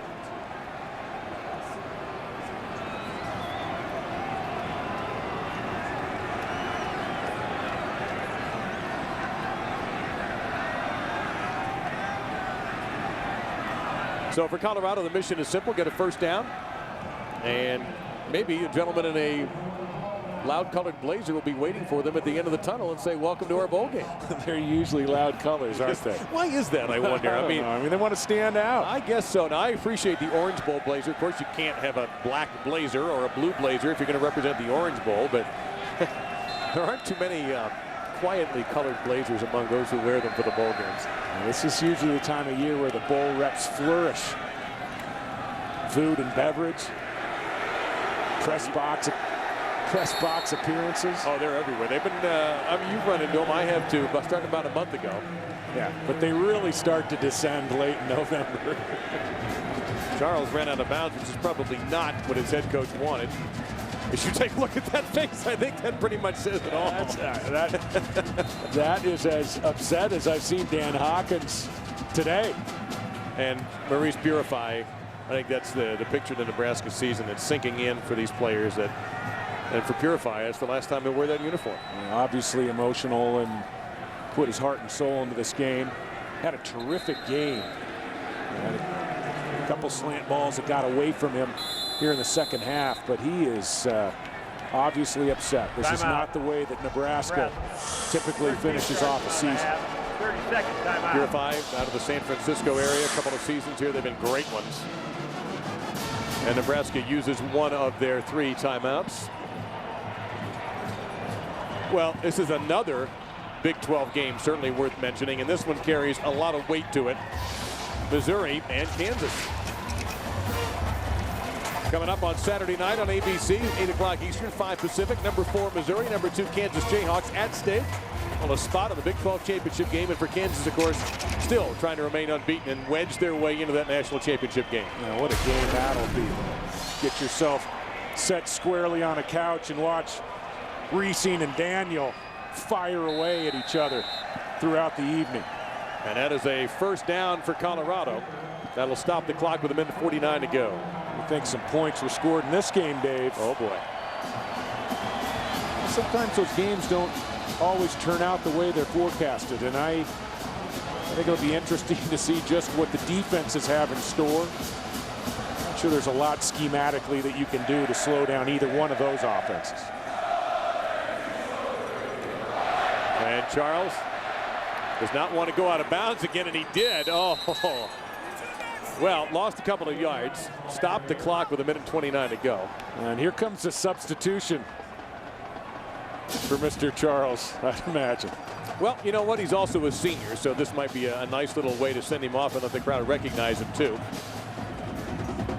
His last moments at Folsom Field. He certainly has played a heck of a going-away game.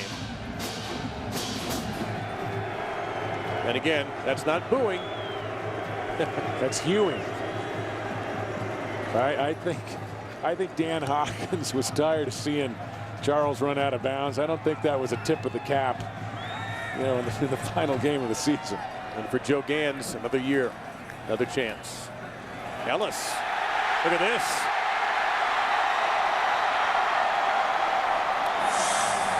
Colorado has hung more points on them than they did in 2001.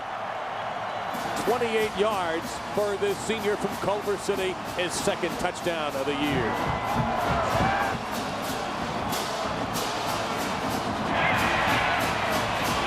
Byron Ellis, the benefactor of Hugh Charles not following orders. Wow. I mean, that was an unexpected little gift there, and Ellis took advantage.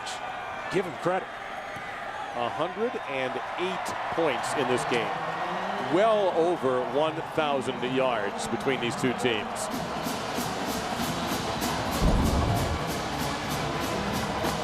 Byron Ellis, the senior from Culver City, California.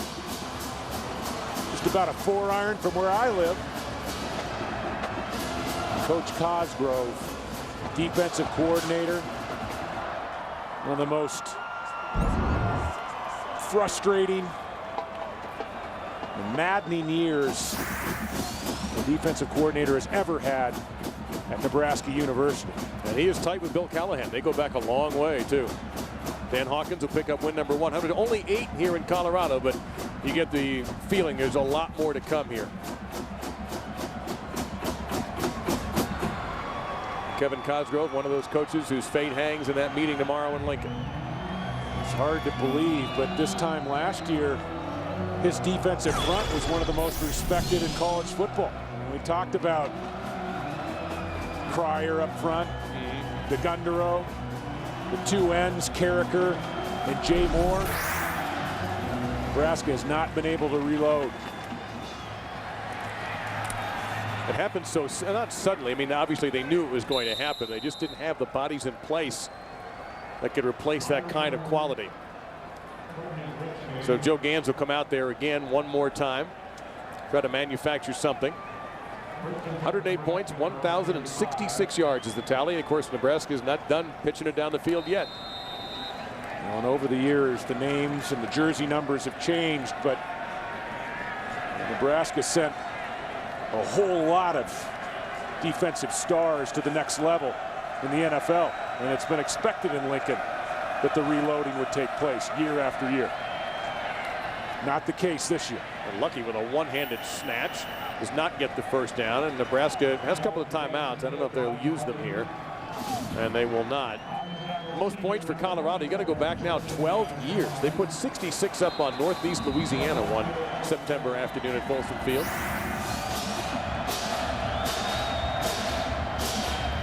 Nice throw. And they go to Holt again. That'll stop the clock while they move the chain with 47 seconds to go. Joe Gans has had a rough second half. His offensive line has done a pretty nice job of giving him protection throughout this game. It shows you on that last ball that he has plenty of arm talent to work with. Maybe he wanted to go down the field to Swift. Instead, he goes to Lucky, who'll do the smart thing and